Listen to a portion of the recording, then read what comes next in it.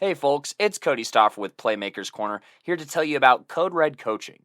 Competing in athletics means you've lifted the weights, you've watched film, and you've got the passion. Problem is, that's what everyone else in the state has done. Perfect your game by honing in on your mental performance with Code Red Coaching. Whether you are a team or an individual, Code Red Coaching has the tools to create mentally solid habits and set up you or your team for success. Find Code Red Coaching at coderedcoaching.com or call 720-979-1914 to learn more today. That's coderedcoaching.com or 720-979-1914 today. Now back to the show. Hello, beautiful people, and welcome back to the Playmakers Corner podcast.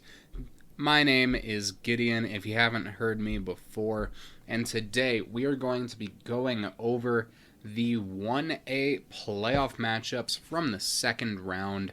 Those are the games that lasted, they were only on November the 11th of 2023, so there weren't even any Friday games, which I thought was pretty interesting. But let's jump straight into it. And first, we're going to be going with the game that has no box score. Let me just say that I'm recording this at about 10 p.m. on Sunday, November the 12th. So if you don't have your stats in, you don't have your stats in. But Strasburg upset Gunnison 56-14, which, that is a box score right there. I was taken off guard, but Strasburg, they are playing hard here. Honestly, wouldn't be surprised if they advance to the championship, but I'll get to that here in a moment.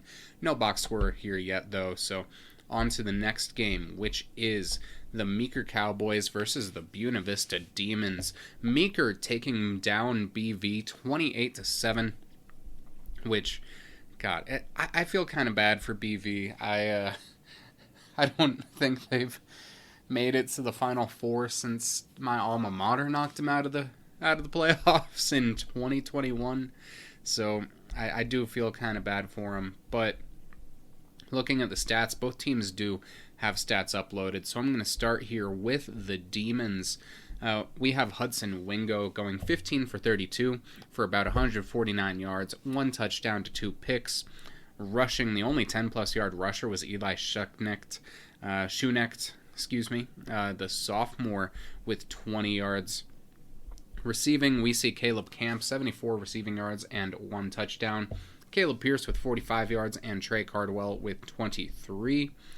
On defense, the main guy was Elijah Flowers, trying to go out with a bang. The Flowers family, always a really, really solid group of athletes there.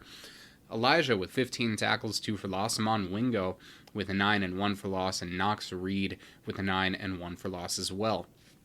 Caleb Camp and Abel Flowers each had 8, and then Trey Cardwell and Oakley Robinson had 6, with Caleb Pierce and Tucker Twiddell with 5 each. Carter Romack, by the way, with 4. No sacks. Caleb Camp, though, he did have an interception, and Abel Flowers putting up 2 blocked field goals in this one, which is pretty insane. You don't really see very many of those. Additionally, you see that Camp, he had 68 kick return yards, Cardwell had 40, and Tucker Montoya had 10. In terms of kicking, Nolan Verrier, he went 1 for 1 on PATs, and that's all for the Demons. In terms of Meeker, Ryan Sullivan, 2 for 8 for 25 yards and a pick thrown there. We also see Clay Crawford, 159 rushing yards and a touchdown. Cade Blunt, 75 yards and 3 touchdowns there. And then Wyatt Powers with 12 rushing yards. In terms of receiving, Jake Blazon is the only guy who did anything with 28 receiving yards. And the only other catch was for a loss there. In terms of defense, Buzz Clatterbaugh, 14 tackles and 1 for loss. Cade Blunt with 10 and 1, again for loss. Judd Harvey with 9. Blazon was up in here. He had 6, along with Hayden Schultz, who had 6, with 2 of those being for loss. And then Jace Mobley had 4, with Ethan Quinn having 3. Clatterbaugh managed to get a sack, and then Mobley caught 2 interceptions here, with Buzz Clatterbaugh forcing a fumble and Blazon recovering it. You have Blazon also 5 kickoffs for 225 yards. Blunt with a punt for 41 yards, and then Saeed Rodriguez, 17 kick return yards. All around, Blazon, not the best night kicking either, if I'm being completely honest with you. He went 1 for 3 on PATs and 1 for 2 on field goals, which could be better, could certainly be worse, but all around, Meeker did come away with the win here. So, looking at Cade Blunt as a Playmaker of the Week candidate as well, by the way. Next up, we have the matchup between the Banning-Lewis Preparatory Academy Stallions and the Lyman Badgers, with Lyman coming out on top, 41-18 here. No stats yet for Banning-Lewis, but for Lyman, Jordan Rockwell, 6 for 7 passing, insane efficiency there for 179 yards and 2 touchdowns. We see Keon Bandy, 109 rushing yards and 3 scores there. Whew. Logan Botyer, 95 yards. Skylar McCready, 35 yards and 1 tutty, and then Rockwell with 15 rushing yards. Goodness gracious. Botyer also had 57 receiving yards and a score. Bandy had 60 receiving yards, and then Lance Beatty had 53 yards on 3 catches and a touchdown. Might I mention, by the way, that Bandy and Botyer each only had 1 catch, and both of them were for over 55 yards. Which, that is insane to me. In terms of defense, Bandy also had 11 tackles. Trayton Marks had 9 with 2 for loss. Zach Carr had 8. Jacob Jacklich had 7. Mason Jaquez, Dryson Davis, each of those guys had 6. Keegan Malott had 5. Botyer and Brody Scherer had 4. And then Rockwell, Liam Yoder, and Kuntz each had 3. Beatty and Bandy each caught an interception, and then Rockwell had 2 punts for 81 yards, along with Botyer having 66 kick return yards, and Danny Sante going 3 for 4 on PATs. So we do find here Lyman just taking control of this game. Keon Bandy, a candidate for Playmaker of the Week here, but we have the game of the week in the 1A classification, which is between the Ray Eagles and the Holyoke Dragons, the 7 seed and the 2 seed respectively. And Ray coming out on top in this game, 41-35. And looking at it, Ray actually went up really, really big. The game was tied heading into halftime. Ray scored 21 points in the third quarter unanswered. And then what happened was that they scored 6 more in the fourth, and then Holyoke went on a 21-point run before falling just short with about a minute left. So, looking at Ray's stats here, Casey Midcap, 5 for 10 passing for 62 yards and 2 touchdowns. Rushing, Midcap also had 116 yards and 2 scores. Samuel Meisner, 204 yards and 2 touchdowns. Meisner also had 2 receiving yards, but Aaron Tenya had 47 receiving yards and 2 touchdowns, with Ben Harms having 12 receiving yards. In terms of defense, the guy up front is Taveri Chappelle, 9 tackles with 1 for loss. Midcap with 9 as well. Austin Snap with 8 and 1 for loss. Austin Collins and Ben Harms each with 6. Meisner and Eric Tracy with 5. Riggleman with 4. And then Austin Hendricks and Brody Richards with 3. Brody Richards also had a really big game. 3 sacks here and a hurry. Chappelle, he had 2 hurries. Reese Weatherly, that is, had 1, and then Midcap had 1. But I can't really get over Brody Richards with 3 sacks here. 3 sacks and 3 tackles is an insane stat line. Usually the guys you see with 3 sacks are like DJ Crow, but you know, if it works, it works. We also see Samuel Meisner, 1 pick for 15 yards. Richards with a forced fumble as well. Hendricks with 2 pass deflections. Tanya with a forced fumble. Collins with a fumble recovery. And then Midcap with a pass deflection there. As a freshman, we continue to see Diego De Leon with some impressive kicking. 7 kickoffs for 380 yards. 7 kickoffs, 4 touchbacks here, an average of 54.3 yards. Midcap also was punting in this one. 2 kicks for 101 yards, both of which ended up inside the 20, with a 50.2 1.5 yard average on that, which is insane to me. Looking at kick returns, Diego de Leon, he had 96 kick return yards and 3 tries. Midcap, 36 KR yards, and then Bryson Lewis with 34. In terms of points, De Leon, he went 5 for 6 on PATs, and that is all we have there from this matchup between Holyoke and Ray. Just a barn burner there. Upset of the year so far, in my opinion. Yeah, that was absolutely insane, especially after Holyoke beat Ray once already this season. So let's move into our predictions for this next round of the 1A playoffs. So none of us will really be able to go to any of the 1A games just because they are so far out of the way. And since we will be missing the final 4 games for the 4A and 5, for the 3A, 4A, and 5A classifications, we figure let's give those as much attention as we can now. So, looking at it, Lyman versus Meeker is this Final Four matchup, and I'm going to read out all our reasons, but Lyman swept here. I'm going to go through everybody else's, and then I'm going to say my reason for picking Lyman here. So Simon says that Lyman took care of Meeker in the regular season and will likely do it again. Plus, any Lyman team this close to state will be really difficult to stop. Cody says that Meeker is one of the best teams to match up with Lyman's size right now up front, but the Badgers' experience and execution are too elite to be slowed at this point in time. Gino said that Lyman should definitely win this one, but he wouldn't be surprised if Meeker made it someone close after their dominant win over Buena Vista.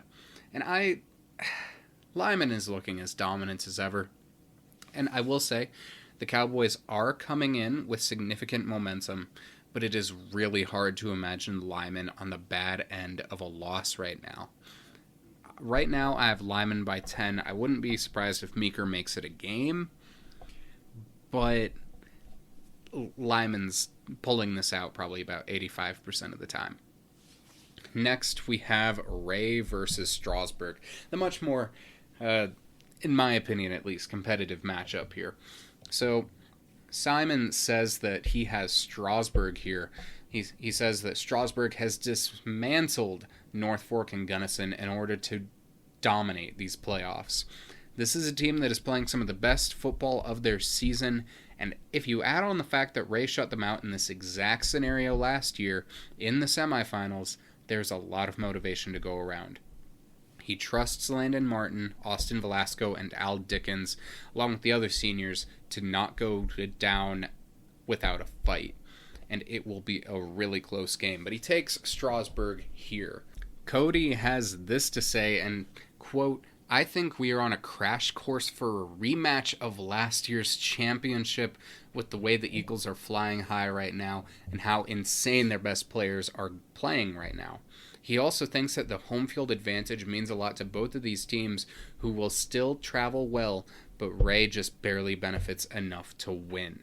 Gino says that he has Ray after the Eagles' confident and dominant performance in these playoffs with their full display victory over Holyoke, a team that he and myself had winning state.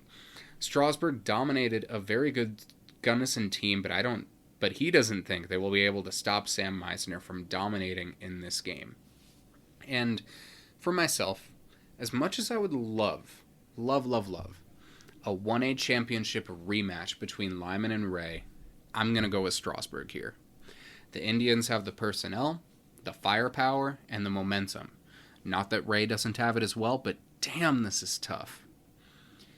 I have Strasburg by 2 here, and I wouldn't be surprised if Ray's in the Thunderbolt for a second year of the row, though. Because, I mean, think about it this way. Ray, they had to go through a tough team there that... Okay, here's the difference between Holyoke and Gunnison, in my eyes. Gunnison didn't have a guy.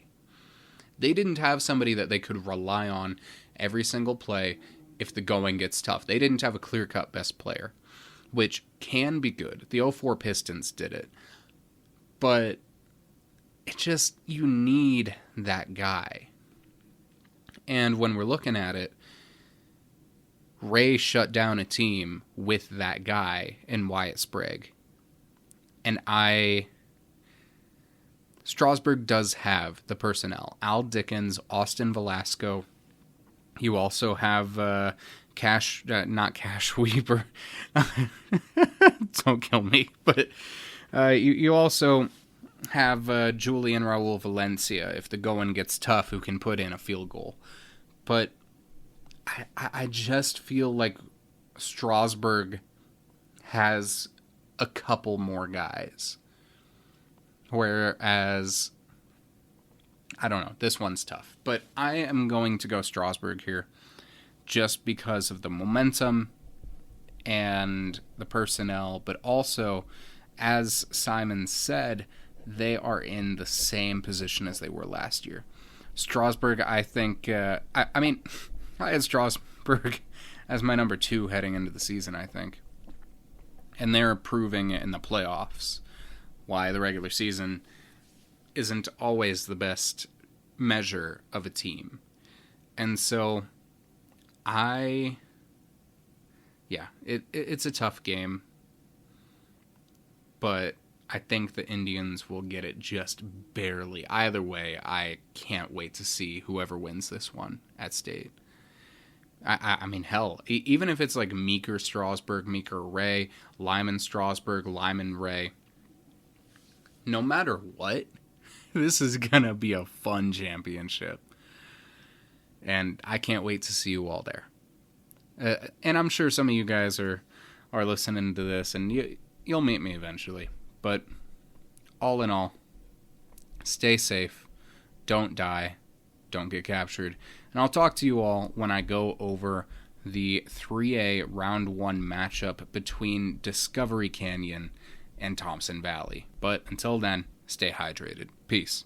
All right, Coach V here, and I got your recap for this TCA versus Delta Round 2 matchup here in 2A from November 11th, 2023. That's a Saturday here, right here in Colorado Springs at TCA. Let me go ahead and give the background before I recap it. So Delta takes care of Alamosa pretty handily going into this one. Delta actually being the 1 seed here. And then TCA sitting at 9, they go ahead and beat Basalt at Basalt, which was huge. And so because they got to play away, TCA would host here in this one. So boom, there you go there. This is actually a rematch of last year's semifinal where Delta obviously won, but they won this one in Delta. And so let's go ahead and hop into this one. TCA would go ahead and they would start with the ball here, starting on the 20 after the touchback. On 3rd down, it's about 3rd and 7 here. Well, actually, before that, I think there's a false start. And so now it's 3rd and 12 here. Andrew Brown, their quarterback, drops back, looking to pass it, but the pressure kind of forces him to throw it away, so it's an incompletion there. They would punt it, and Delta would take over on the 36 with about 10 minutes left here in the first. After a couple runs to number 4, Clayton Cryer, and a quarterback dive by Ty Reed, which would give them a first down, they go ahead and run it right here, and it is a fumble here, and TCA would go ahead and jump on it. Jaron Texer with the fumble recovery, and so just like that, TCA on the 47 with 9:23 left here. But a couple plays later, Andrew Brown, he runs the football here, and he gets hit, and he fumbles, and it is recovered by TCA. So kind of a close call here for sure, and it also happened to fall forward, so that would actually give them a first down on this drive. Right after that play, they go ahead and call a little bit, I want to say it's a quarterback dive or draw here, but either way, Andrew Brown, the quarterback, has the ball, and he runs 35 yards to the house for a big-time TCA touchdown. He's so excited that he spikes it, which is crazy here in the first quarter. But obviously he gets flagged for excessive celebration, and so they go ahead and tag that on to the kickoff. But in the meanwhile, TCA takes a 7-0 lead. Delta would actually start on the 34, so great coverage by TCA, so that penalty didn't matter as much here. But Delta looking to put something together, and so here's what happens. They have a pretty steady couple play calls where they just run the football straight up. They use a couple different players to do that, running it with number 22, Giovanni Romero. A lot of Ty Reed, their quarterback, draw plays and dive plays as well. So there you go there. And Talon Hewlett also gets in there on a couple of tosses. But eventually, they drive all the way down into the red zone, inside the 10 actually. Ty Reed getting them inside the 10 on the last play. And here's what happens. They go ahead and call another quarterback dive to Ty Reed. He weaves in and out, but eventually finds the end zone to tie this thing up at 7-7 with 2:06 left here in the first quarter. Now, TCA, they will get the ball back, but would go 3 and out here. A lot of just bad passes here. Incomplete passes would hurt them, and so that's what kind of caused that 3 and out. Now, Delta would take over, and right before the first quarter ends here, Tyree drops back, and he throws it deep to number 11, Jordan Frazier here for a big 20-plus yard gain, and obviously a first down here on the 38, and that's where Delta would start here to start this second quarter. So, boom, there you go there. Couple plays later, it's 4th and 1 here. Delta would actually take a timeout before going for it here on 4th down. There's about 10 minutes, 20 seconds left here. And so on 4th down, here's what happens. They go ahead and call an end around play to number 3, it looks like. That is Brett Leho, who goes ahead and gets a key first down. Following that, they go ahead and drop Ty Reed back, looking to pass it. It's a deep play, and Clayton Cryer is wide open, but Ty Reed does not see him until he comes back towards him, going through his progressions. But by this point, Ty Reed is under pressure, and so he scrambles left before just throwing it deep, kind of lofting this one here for Clayton Cryer to go get it, and that is what he does, getting a big time touchdown catch of about 30 plus yards here in the back of the end zone, kind of mossing a corner who didn't play this as well as he could have. And so just like that, Delta takes the 14-7 lead over TCA right here. So boom, there you go. Now TCA, they will get the ball back and run it successfully for about 5 yards, but on second down, Andrew Brown rolls out right, and he just does not see Talon Hewlett here, but he throws it, and Hewlett intercepts this one pretty easily, and so just like that, Delta takes over on the 45 with like 9 minutes, 26 seconds left here. And so on first down, they call another passing play, Tyree dropping back, throwing it deep here, but it looks like it's complete to his big receiver, but then the cornerback for TCA, that is Will Shipfer, he kind of rips this one away and bobbles it for a interception, either an interception or a fumble recovery here. Regardless, he just takes this one away from the Delta receiver, just winning that matchup, and so TCA takes back over on the 45 there. Now, TCA would not be able to do too much here. A face mask penalty would kind of end up killing this drive, and eventually they would be forced to throw it. But this ball is kind of tipped up here, and it is intercepted by number 17 here, Jet Ryan of Delta, to go ahead and give Delta the ball and a chance to extend this lead to 2 scores. But a couple plays in here, they do get down to the 32-yard line. Tyree tries to throw it, but this one is tipped up, and this time it's intercepted by number 5 of TCA, Hayden Gustafson here. So they trade turnovers, basically, but TCA is not able to get too much going here. A Tucker Johnson sack would pretty much end that drive, and at this point, Delta, they just run out the clock as they have a 14-7 lead going into the second half. Now, despite all those big turnovers here, it's still just a one-score game, so anything could happen here. But here in the third quarter and most of the fourth quarter, not too much happens. You have a lot of punts here, a lot of overthrows. It's honestly just really, really sloppy football. But let's go ahead and skip forward to 9 minutes, 24 seconds left here in the fourth quarter. TCA starts on the 15 here, and they just continue to hand it off to the running back. That is number 21, Riley Romine here, who just kind of eats and gets them all the way down to the I want to say about 30 or 40 here. And then this is where things get interesting here. They go ahead and roll out their quarterback, Andrew Brown. He goes right. He throws it. It looks like this ball is like deflected and whatnot, or at least to me from the other sideline, it looked like it was deflected. But the ball pops up and it drops into the hands of TCA wide receiver Jaron Texer, who grabs us, and he is untouched. And so he runs about 30 plus yards to the house. TCA is going crazy at this point as they tie it up on a crazy fluke play, honestly, tying it up at 14-14 with 5:48 left. Now, Delta, they got the ball. They are trying to put together a drive here to win this game, because now it's tied and they don't want it to go into overtime, ideally, obviously.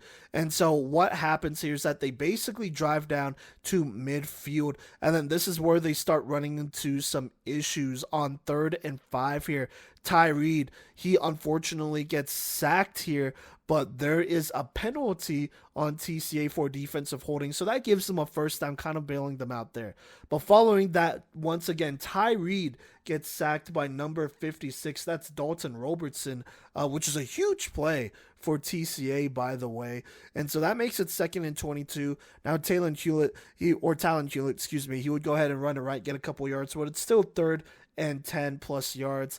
And so that's when Delta calls their second timeout of this second half here at about the 2-minute mark here. Out of the timeout, Delta, they decide to pass it, so they drop back Ty Reed, and he throws it deep here.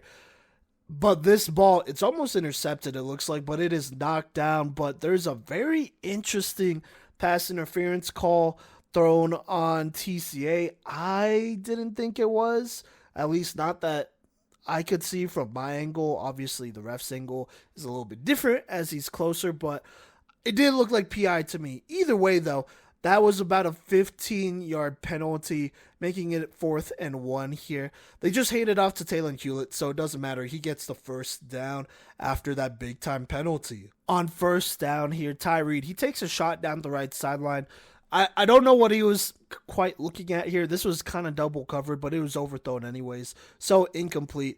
There's about 1:26 left at this point. Following that, Ty Reed, under pressure from Dalton Robertson, throws it away again. So that brings up 3rd down. And on 3rd, they hand it off, interesting enough, to Talon Hewlett up the middle for 4. But that is obviously not enough for a first down. So it's 4th and 6 here. Delta would take their last timeout at about 53 seconds left. So just keep that in mind here. Now, here's what happens. Delta decides to punt it. Ty Reed is their punter. And so he does punt it, and this is just an excellent punt by Ty Reed. That basically puts them on the 2-yard line with less than 30 seconds left here in this game. So at this point, TCA is backed up. It is tied 14-14, so they have a chance to win it here. But I believe they were most likely just going to run out the clock and then take their chances into overtime. But TCA makes an interesting decision. They line up in shotgun and hand it off. And well, you know it, Tucker Johnson gets a huge sack here in the backfield to not only stop that play, but go ahead and give Delta the lead, as that would be the game-winning play there. Tucker Johnson led the charge. I know there's another defensive tackle in there, but just a bad play call by TCA, and Delta made them pay for that as they get a huge safety that would win them this game. Now, TCA, it looked like they were trying to kick an onside kick on what would be the punt after this, but I'm pretty sure you can't kick it off a tee. It was very interesting. They would kick it, though. I can't quite remember seeing if it was on a tee or holding it. I'm pretty sure it was on a tee, though. And TCA would actually recover it, but they would award it to Delta because, like I said, can't kick on a tee. So while it looks suspect here, Delta basically needs this one away, and they win 16-14 against TCA off of a game-winning safety led by Tucker Johnson. So, boom, that's your recap. Let me go ahead and react to this. So, TCA, shout out to them. They really kept this thing close. They played him tough. You know, they ran the football, and they had their chances, but just a bad play call I don't know why you would be lined up in shotgun, by the way, when you're on the 2-yard line and you know that a safety could lose you this game because it's tied. But they did it, and it happened. And so that's just a bad play call. That is definitely on the coaches. But following that, I mean, there are just some interesting things that happened here. And TCA, they played him tough. They definitely played him tough. I feel like this team is not the team that was there last year. And so for them to play up is definitely good for TCA's future. So love that for them. Just a heartbreaking way to lose, though. For Delta, I really felt like they just played down in this game. They had their chances, but like two interceptions here. I mean, when you are on the other side of the field with the chance to score, especially, and that's just in the first half, that is pretty unacceptable. And then in the third quarter and fourth quarter, they just couldn't quite get anything going there. Their offense wouldn't score again they wouldn't score again at all. It was the defense that won them this game. So for me, that is definitely a little concerning. Obviously, they had to make the long drive and whatnot, so I understand that. But for them to play down, it's tough. But here's the thing. In the playoffs, you got to win to move forward and survive and learn from these mistakes. And to give your team a chance to learn from these mistakes, you got to win first. And that's exactly what they did. But an instant classic here as Delta knocks out TCA 16-14 off of a game-winning safety from Tucker Johnson. What is going on, everybody? Gino here with the Playmakers Corner podcast, and I am very excited to bring you all a recap of a clash between two teams that won their first round matchups as the underdogs and have shown a ton of resiliency and composure all season long. I am, of course, talking about the Pagosa Springs vs. Eaton game that went down this past Saturday, November the 11th. I traveled to Southwest Colorado for this round 2 matchup, all the way to beautiful Pagosa Springs, where I got to see some true small-town competitive football in one of the prettiest towns and stadiums that I've had the pleasure of visiting in the whole state. The Pagosa crowd absolutely packed the stands for this game, with the bleachers filled to the brim and the fence line just covered in fans wearing that signature black and gold. You could really feel the excitement in the air as the Pirate fans anxiously waited to see how their boys would do against an extremely tough Eaton Reds team. The Eaton crowd was quite substantial, actually, considering the 5-hour drive that they had to endure, so it quickly became quite clear to me how much this game and football in general means to these fans. The Reds came into this game fresh off of a last-second upset win over the 2-seeded powerhouse Kent Denver Sun Devils in round 1. So the reigning 2A champs were looking to keep it rolling in this game and move to the semifinals for a 4th consecutive year. They started the season off slowly, but have since been dominating in most of their games. Eaton is led by their clutch QB, Connor Davey, a beastly secondary, and good coaching, so the Reds were definitely coming into this game as a threat despite their 15 seed. The Pagosa Springs Pirates came into this game fresh off a win against the 7-seeded La Junta Tigers, 14-7 in an absolute slugfest to get to this point. They have an extremely tough defense, having not given up more than 20 points in a game ever since week 3 against Florence. On offense, they are led by their senior running back, Gavin Lindahl, who leads all of 2A in carries this season. The Pirates are a tough team that is looking to get their first Final Four appearance in this century. With that brief intro to both teams out of the way, let's go ahead and see what happened in this round 2 matchup. Starting off with the first quarter here, Eaton would start off with the ball here after a Pagosa Springs kickoff goes bouncing into an Eaton player's hands at the Eaton 35-yard line. Eaton would go 3 and out on the first drive of this game, though, after number 62 Connor Kelly got a tackle for loss on the first play of the game. And then a bad snap on Eaton went through number 3 Connor Davies' hands as he gets tackled by number 7 Seth Ziegler for a loss of several yards. A bad punt from Eaton put Pagosa on their own 45-yard line to start off their first offensive drive of the game. They gave it to their main playmaker on offense, number 4 Gavin Lindahl, on back-to-back carries for a short gain. And then their QB, number 11 Creed Dozier, faked a handoff to Lindahl and launched one deep to the end zone to a wide-open number 9 Harley Armijo, but that pass is overthrown, so that makes it 4th and 7 now. The Pirates lined up to go for it here on 4th down, but they got an Eaton lineman to jump off sides, so that makes it 1st and 10 at the Pagosa 34.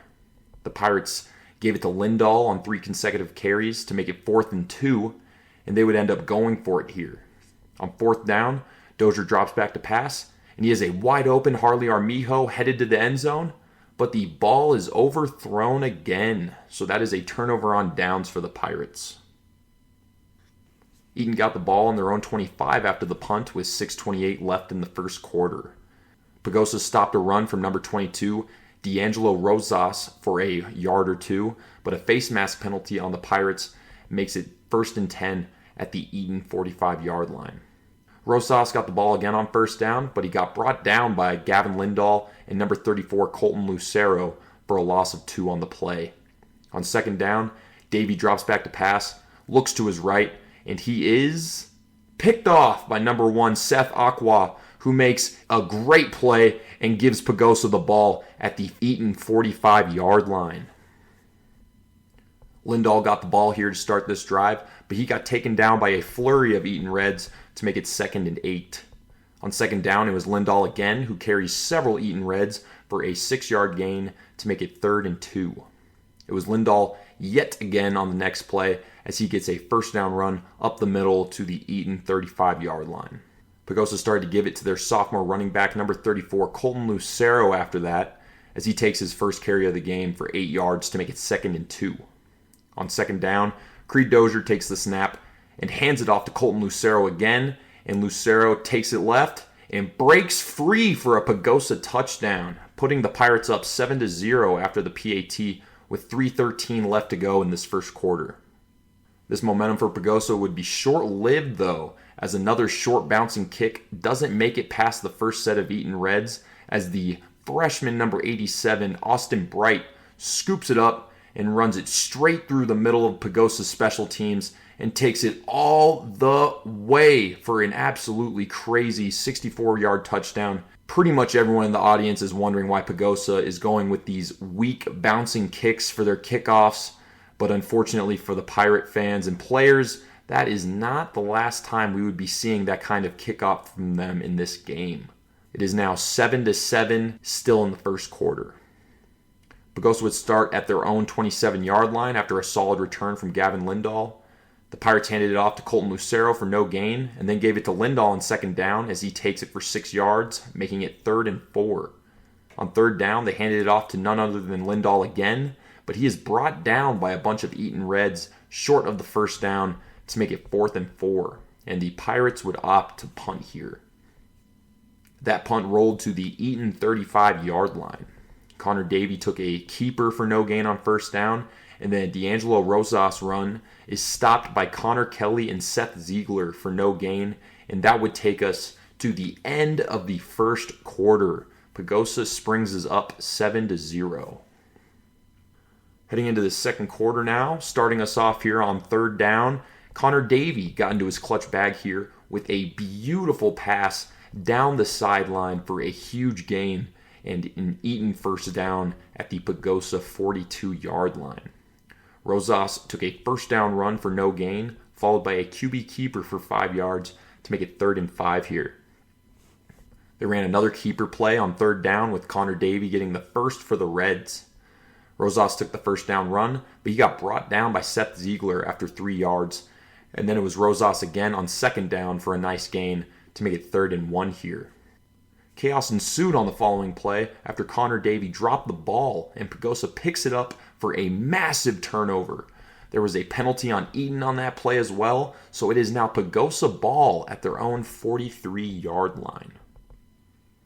Seth Ziegler started this drive off with a run out of the Wildcat, but he is brought down after 3 yards by number 26 Cooper Nider and number 33 Aiden Adams. Colton Lucero got brought down for a loss of 1 on the next carry, and then on 3rd down, Pagosa was forced to call a timeout with 7:26 left in the half to avoid a delay of game penalty after some confusion between the coach and the offense. This was certainly not the only time that would happen on this drive. Colton Lucero got a big 1st down run to the Eaton 37-yard line after the timeout, and then he got another 1st down run on the next play after that to make it 1st and 10 on the 26-yard line for Pagosa. Seth Ziegler got a carry on first down for 5 yards, and then Gavin Lindahl got the ball on second down, but was stopped by number 26, Cooper Nider, for a loss of 2. On third and long, Pagosa tried a deep pass to Ziegler, but it fell incomplete. Good thing for the Pirates, though, as there is a pass interference on the pass, so it is now 1st and 10 at the 11-yard line. This is where things got confusing and frustrating from the Pagosa side of things, as they throw a pass complete to Harley Armijo for a nice gain on first down, but an illegal man-down field penalty made it 1st and 15 at the 16-yard line. Colton Lucero's run up the middle was stopped by number 56, Zach Maskey, for a 1-yard gain, and then it was Lucero again on the next play for a 3-yard carry to make it 3rd and 12 now. There seemed to be some more confusion between the Pagosa coaches and their offense, so they are forced again to burn a timeout to talk about the confusion with 2:39 left in the half. Following the timeout, Pagosa proceeded to get a false start penalty, so it is now 3rd and 17 from the 18-yard line. On third down, Dozier drops back to pass and finds Harley Armijo for a huge first down. But yet another flag on the Pirates on the play makes it 3rd and 22 now.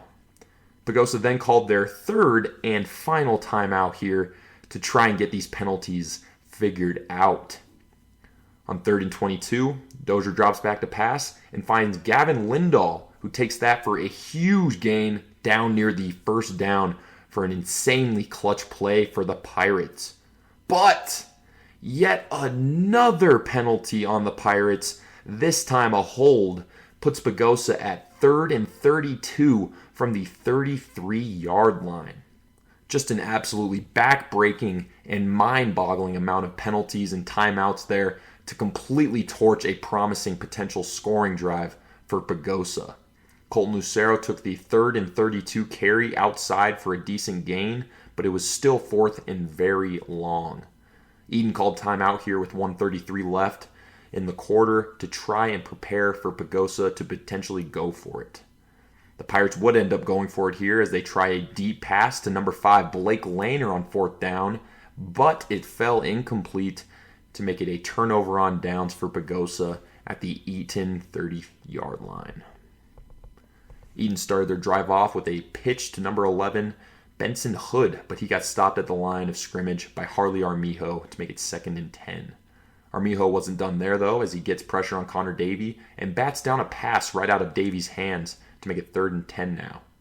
On 3rd down, Davey drops back to pass, throws a backwards lateral to Gunnar Duncan, who launches a deep ball, and that is picked off by Seth Aqua for his 2nd interception of the half with 49 seconds left here. It's Pagosa ball at their own 40 after the pick now. Colton Lucero took a carry deep into Eaton territory, so the Pirates start sprinting to the line to spike it, but the clock would dwindle down to 0 before Dozier could spike it after Pagosa wasted all their timeouts on their previous drive. At halftime, this one is all tied up at 7 apiece. There was a ton of defense in that first half, with both sides not really letting any big gains outside of a couple plays. But will Pagosa be getting their first semifinals appearance since the 70s? Or will Eaton be going to their 4th straight semifinal? Let's find out together here in the second half. Coming out of halftime here, Pagosa started this half off at their own 24 after a solid return from Gavin Lindahl. On 2nd and 10, Lindahl took the carry up the middle, but he is hit hard by number 2 Andrew Lloyd to make it 3rd and 8. On 3rd down, Dozier drops back to pass and looks for Harley Armijo, but the pass is overthrown to make it 4th and 8. Pagosa's punter is Creed Dozier, and he takes the snap, kicks it up, but it is blocked by number 2 Andrew Lloyd right as it's getting kicked. The ball is rolling until it finally goes out of bounds at the 1-yard line. The Reds started off this short drive with a handoff to Rosas, who is stopped by Gavin Lindahl for a loss of 3. Rosas got the carry again on the very next play, but he is stopped by a bunch of Pirates at the 4-yard line. A first down pass is overthrown in the back of the end zone, so Eaton would opt to kick here to make it 10-7 with 9:10 left in the third quarter. Seth Aqua took the return to the Pagosa 27, and that is where they would start this drive. Creed Dozier took a QB keeper on first down for a nice gain to the Pagosa 40. Skip a couple of plays ahead, and a Colton Lucero first down run got taken back by a holding penalty on the Pirates. So it's 1st and 20 from the Pagosa 49-yard line. Number 9, Quirt Carroll got a sack on first down, and then skip a couple of plays and an Eaton timeout with 5:19 left in the quarter, and Pagosa ends up punting on this drive.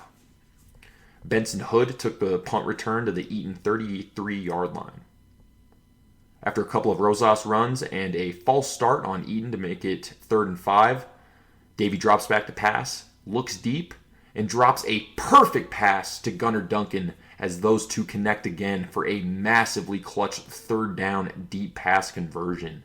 It is now 1st and 10 at the Pagosa 26-yard line. Connor Kelly got a big tackle for loss on first down, but a face mask penalty on the play makes it 1st and 10 at the 15-yard line. The Reds tried a pitch play for no gain, and then on second down, Harley Armijo gets a huge tackle for loss on a run from D'Angelo Rosas to make it 3rd and 12 now. Davey tried to make a play on 3rd and long, but a personal foul penalty on the Reds makes it 3rd and 27. On 3rd and long, Davey drops back to pass to try and make another clutch play, but he is picked off by none other than Seth Aqua for his 3rd interception of the game.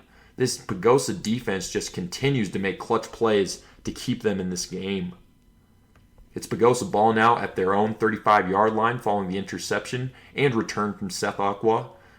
Gavin Lindahl took the first down run for 2 yards, and then Pagosa will be forced to call timeout to avoid a delay of game with 50 seconds left in the quarter. Following the timeout, Pagosa tried a deep ball downfield to their number 1 receiver, Harley Armijo, who jumps up and makes an amazing grab to give Pagosa a huge first down to the Eaton 35-yard line. On first down, Lucero took a run for 3 yards, and that would take us to the end of the third quarter. Eaton up 10-7, heading into the final quarter of this game. Starting off the fourth quarter here, Dozier took a keeper for a first down at the start of the quarter, followed by a Lucero run for a decent gain, and Dozier again for another nice gain to make it 1st and goal at the 4-yard line. Skip ahead a couple of plays, and Seth Ziegler takes the snap out of the Wildcat, and he runs it outside left for a Pagosa Springs touchdown, giving them the lead 14-10 after the PAT with only 8:27 left to go in this game. The Reds would get some very nice field position after Pagosa ran everyone's favorite play, the squib kick, and then a penalty made it 1st and 10 at the Pagosa 45-yard line to start this drive. Davey took a keeper for no gain, followed by Benson Hood getting 5 yards on a carry out of the Wildcat to make it 3rd and 5. On 3rd down, Davey drops back to pass, but he is forced to scramble and is brought down by Seth Ziegler to make it 4th and 2. On 4th and short, Davey fakes it to Rosas and flicks a bubble screen pass to Benson Hood, who avoids a loss on the play by juking and making defenders miss on his way for a huge Eaton touchdown. Except there is a holding penalty on that play, so that play gets erased. So it is now 4th and 12, forcing Eaton to punt after such a big play. It's Pagosa ball on their own 21 after a rolling punt. They would also be forced to punt on this drive, though, as Zach Maskey and number 65, Cal Sidwell, made some big tackles for Eaton to force a punt. An awful, awful punt and a face mask penalty on the Pirates puts Eaton all the way up to the Pagosa 31-yard line to start this drive. Rosas got the run on first down, but was stopped by Armijo after 4 yards. Armijo continued his dominance on the next play as he sacks Connor Davey to make it 3rd and 9. On 3rd and long, Davey clutched up again here with a pass to number 84, Max Blaskowski, for a huge first down to the 10-yard line. Pagosa jumped off sides on the next play to make it 1st and goal at the 5-yard line. A Davey keeper is brought down by numerous Pirates, and then an incomplete pass and an illegal man downfield penalty on the next snap makes it 2nd and goal at the 9-yard line. Eaton got a false start on the next play after that to make it 2nd and goal at the 14. On 2nd and goal, Davey drops back to pass, surveys, throws a line drive over the middle to number 80 Alex Lloyd, and Alex Lloyd jumps up to make an amazing touchdown catch to put Eaton up 17-14 after the PAT with 2:36 left in this game. That was an absolute dot from Davey, who makes an extremely risky pass, and Alex Lloyd hit the ground very hard, but it pays off like crazy as Eaton takes a lead late in this round 2 matchup. Pagosa will get one last drive to try and keep their season alive. Let's see what happens. Seth Aqua got a nice return to the Pagosa 30-yard line, and that is where they will be starting this final drive of the game. The Pirates started off with 2 straight keepers from Creed Dozier for a first down to the Pagosa 40-yard line.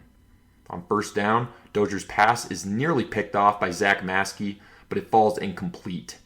Dozier then found Seth Aqua for a nice gain down near the first down to make it 3rd and short. Pagosa tried some trickery on 3rd and short, with Dozier throwing it to Seth Ziegler, and then Ziegler tried to launch it across the field to a wide-open Colton Lucero, but that ball slipped out of his hands for a weak throw that is nearly picked off. It is now 4th and short as Pagosa calls timeout with 43 seconds left in the game. On 4th down, Creed Dozier nails Harley Armijo over the middle on a slant for a huge clutch first down to the Eaton 36-yard line. There is then an injury timeout as there is an Eaton player down with 36 seconds left in the game. On 1st and 10, coming out of that injury timeout, Creed Dozier drops back to pass, but he is brought down by Andrew Lloyd, who gets the huge sack to force Pagosa to call their last timeout with 23 seconds left. Coming out of the timeout, Dozier found Armijo, who gets out of bounds for a few yards on the play to make it 3rd and 9 with 19 seconds left remaining in this game. Dozier tried to scramble and find a guy open on 3rd down, but he passed the line of scrimmage on the throw. Eaton decided to decline that penalty, so it is 4th and 9 from the Eaton 35-yard line with only 12 seconds left in this game. On 4th and long, with the season on the line, Dozier drops back to pass and looks to his right for Seth Aqua, but he lets the pass go while Seth Aqua had his back turned, getting ready to block. So that pass falls incomplete. It is a turnover on downs. Connor Davey would kneel this one out here as the Eaton Reds will be making a trip to the 2A state semifinals for a 4th straight year after winning this thriller over Pagosa Springs by a score of 17-14. So some final thoughts here on both teams before I sign out here. Starting off with Eaton, this was an ugly win for the Eaton Reds. They couldn't run the ball at all in this game and had to rely on some clutch plays from Connor Davey and the defense to get this win over Pagosa. Eaton was blessed as well by the terrible special teams game plan that Pagosa rolled out in this game. The Reds were starting each of their drives either in Pagosa territory or just outside, and obviously that helped. The Reds got that awesome blocked punt by Andrew Lloyd and simply made sure to get some sort of points whenever they made it to the red zone. The special teams pretty much won Eaton this game as they got that kick return TD from Austin Bright, and of course that blocked punt that set up the field goal right after. That late TD pass from Connor Davey to Alex Lloyd was really sweet as well and is a prime example of why you can't let Eaton stay in a game for that long. This makes 2 straight playoff wins over higher ranked opponents that came down to the wire for the Reds, and they are just simply a shining example that execution is everything. The Reds will be playing Rifle next week in what has the chance to be yet another close game for them. It will be interesting to see if they can continue this amazing run as the 15 seed, so definitely keep your eyes out for that one next week. Some final thoughts for the Pagosa Springs Pirates. What can I say? Games don't get any more winnable than it did in this one for Pagosa. The defense simply did everything that they could to hold off Eaton between the 3 interceptions, the fumble, only allowing 130 yards of total offense, or the way they just didn't let Eaton run the ball at all. I really just am blown away at how the Pirates weren't able to put this one away. I personally believe that the biggest culprit in this game was their horrendous special teams game plan and execution.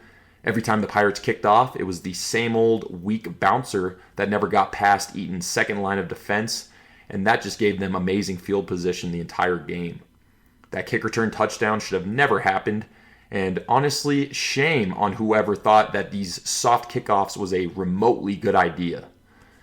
Then you had that horrific punt in the fourth quarter that gave Eaton the ball on the Pagosa 31-yard line to start off their game-winning scoring drive in a game where the defense didn't allow Eaton to put together one solid scoring drive.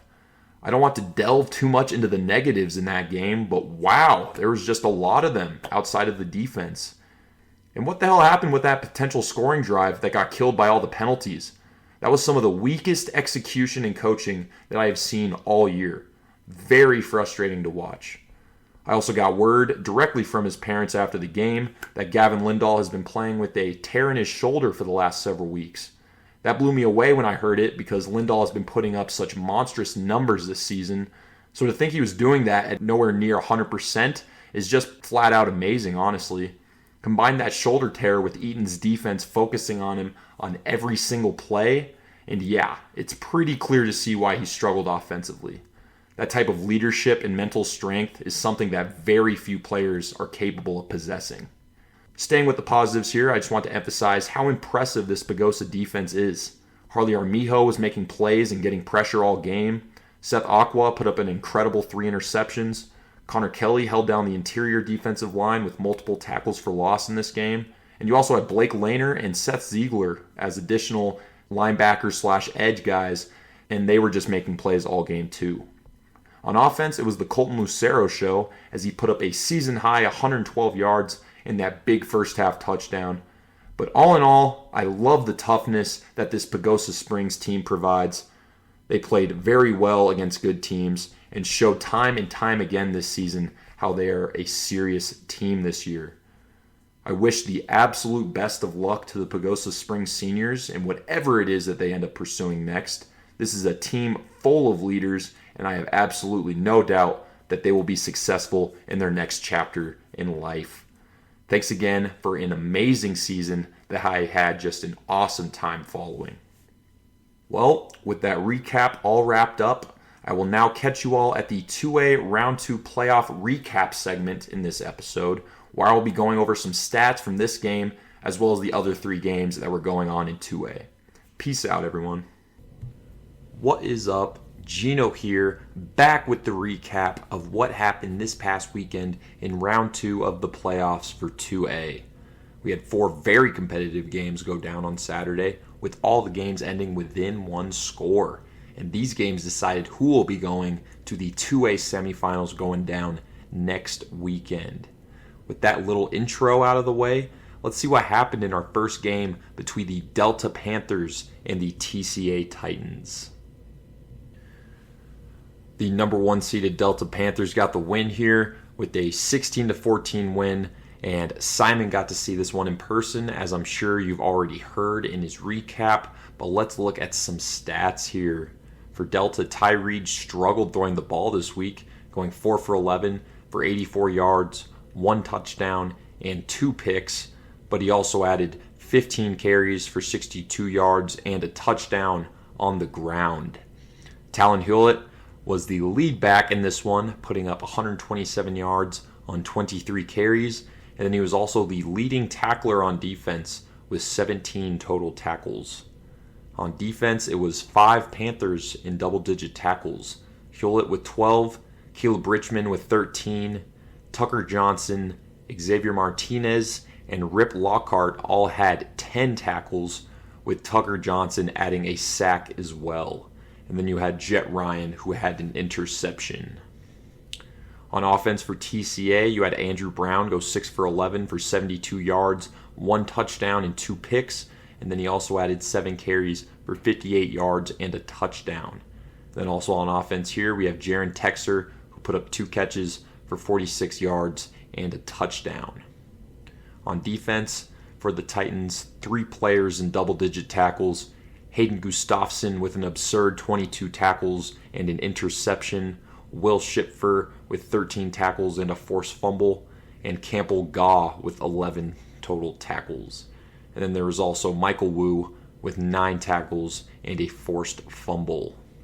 TCA nearly pulled off this upset, but their season is now over. They showed some serious holes in Delta's game, though, in this game that we could definitely see come back to bite Delta in the next round. Moving on now, we have number 4 Berthoud versus number 13 Moffat County. Moffat County actually continues their amazing playoff run here with a 14-13 win over a previously undefeated Berthoud squad. On offense for Moffat County, you had, of course, Ian Champ-Hafey put up 29 carries for 121 yards, and then he also had 7 tackles on defense. You also had Evan Beaver go 7 for 15, 164 yards, 2 touchdowns, 2 interceptions, and then on defense he got 9 tackles and a forced fumble. And then also on offense here, we had Hudson Jones get 2 receptions for 72 yards and a touchdown. And then you also had Zachary Hedman with 2 receptions, 70 yards, and a touchdown as well.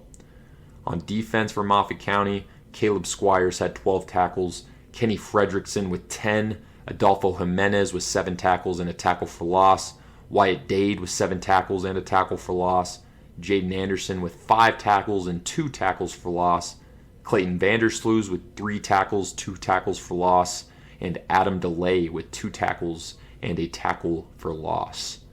For Berthoud on offense, they were led by Alex Larson, of course, putting up 29 carries, 193 yards, and a touchdown. Then you also had Ben Larson with 4 carries for 38 yards and a touchdown. And then Darren Davidson went 11 for 17 for 157 yards, no touchdowns, and no interceptions. On defense for Berthoud, Joey Finnegan had 16 tackles, Elijah Mosher had 10 tackles, Benjamin Schroeder had 10 tackles, and then Daniel Mahoney and Jace Newbill both had an interception apiece. This loss effectively ends Berthoud's perfect season and will send Moffat County to the semifinal game against Delta as a result. They had a lot of senior talent this year, so it will be very interesting to see how they reload for next season. Next game here, we had the one that I attended between number 10 Pagosa Springs and number 15 Eaton. Eaton continues to roll with another nail-biting win here over the 10-seeded Pagosa Pirates. I already recapped this thriller, so it is now time to go over some stats. For Eaton on offense, it was Connor Davey. He went 5 for 10, 97 yards, 1 touchdown, and 2 picks. Then you also had Gunnar Duncan get 2 receptions for 66 yards. Both of those were very clutch third down receptions. And then 4 players with double-digit tackles on defense here. We had Aiden Adams with 13, Cal Sidwell with 12, Cooper Nider with 12 and a tackle for loss, Andrew Lloyd with 10 tackles, a sack, and a blocked punt. And then for Pagosa on offense, they were led by Colton Lucero, who put up 16 carries for 112 yards and a TD. Then you also had Creed Dozier go 4 for 12, 58 yards, and then on the ground he got 35 yards on 7 carries. On defense for the Pirates, Seth Aqua got 3 interceptions, Connor Kelly had 9 tackles, 2 tackles for loss, Blake Lehner had 9 tackles, 2 tackles for loss, and then you had Harley Armijo with 6 tackles and 2 tackles for loss. I already went over how tough of a loss this was for Pagosa in my recap, but I want to give some more credit to Eaton. That defense played so good and kept up well against Pagosa's running attack. They will be moving on to the semifinals next week for a 4th straight season with this win. Then in our final game in 2A this past weekend, we had number 3 Rifle get the 35-28 win over number 6 University. Rifle escaped a late comeback from University with this win, and they will move on to the semifinals to go play Eaton next weekend. On offense, Logan Gross led the way here with 21 carries, 223 yards, and 3 touchdowns, and then he also added 7 tackles on defense. You also had Isaac Valencia and Ryland Lane both have rushing touchdowns. On defense for Rifle, Jesus Martinez had 10 tackles, Isaac Valencia had 9 tackles, 1 pick, and a tackle for loss, and then Troy Matea had 6 tackles and 3 tackles for loss. For University on offense, they were led by Brevin Doss, who put up 9 carries for 47 yards and 3 touchdowns, and then Cole Croissant followed up his 6 TD performance last week with a 9 for 13, 158 yards, 1 touchdown, 1 interception, and then running the ball, he got 101 yards and a touchdown on 7 carries. Dylan Supp got 4 catches for 63 yards, and Will Corby with 2 receptions for 31 yards and a touchdown. On defense for University, you had Giovanni DeSantiago with 6 tackles and 3 tackles for loss. University almost pulled this win off with a little fourth quarter comeback, but they ultimately fall just short. They had a very solid amount of returning players for next season, so I'll be keeping a very close eye on them leading up to this next season. Rifle, meanwhile, moves on to the semifinals to play Eaton. And that concludes our Round 2 2A recap for this week. I will catch you all in the predictions part coming up next year. Peace out. So now that we have that 2A recap all wrapped up now, let's go ahead and get into some predictions here for Round 4. Starting off with Delta versus Moffat County. I personally have Delta winning this game. I know it seems crazy to bet against Moffat in 3 straight rounds, even after seeing them in person, but I think Delta is going to be in that championship game. I think that Delta's pass rush is going to be too much for Moffat to do any real damage. It all just depends on if Delta's offense can show up. Simon has Moffat County winning in this one. He says the Bulldogs are no stranger to tough wins, as they've upset 2 teams in a row now.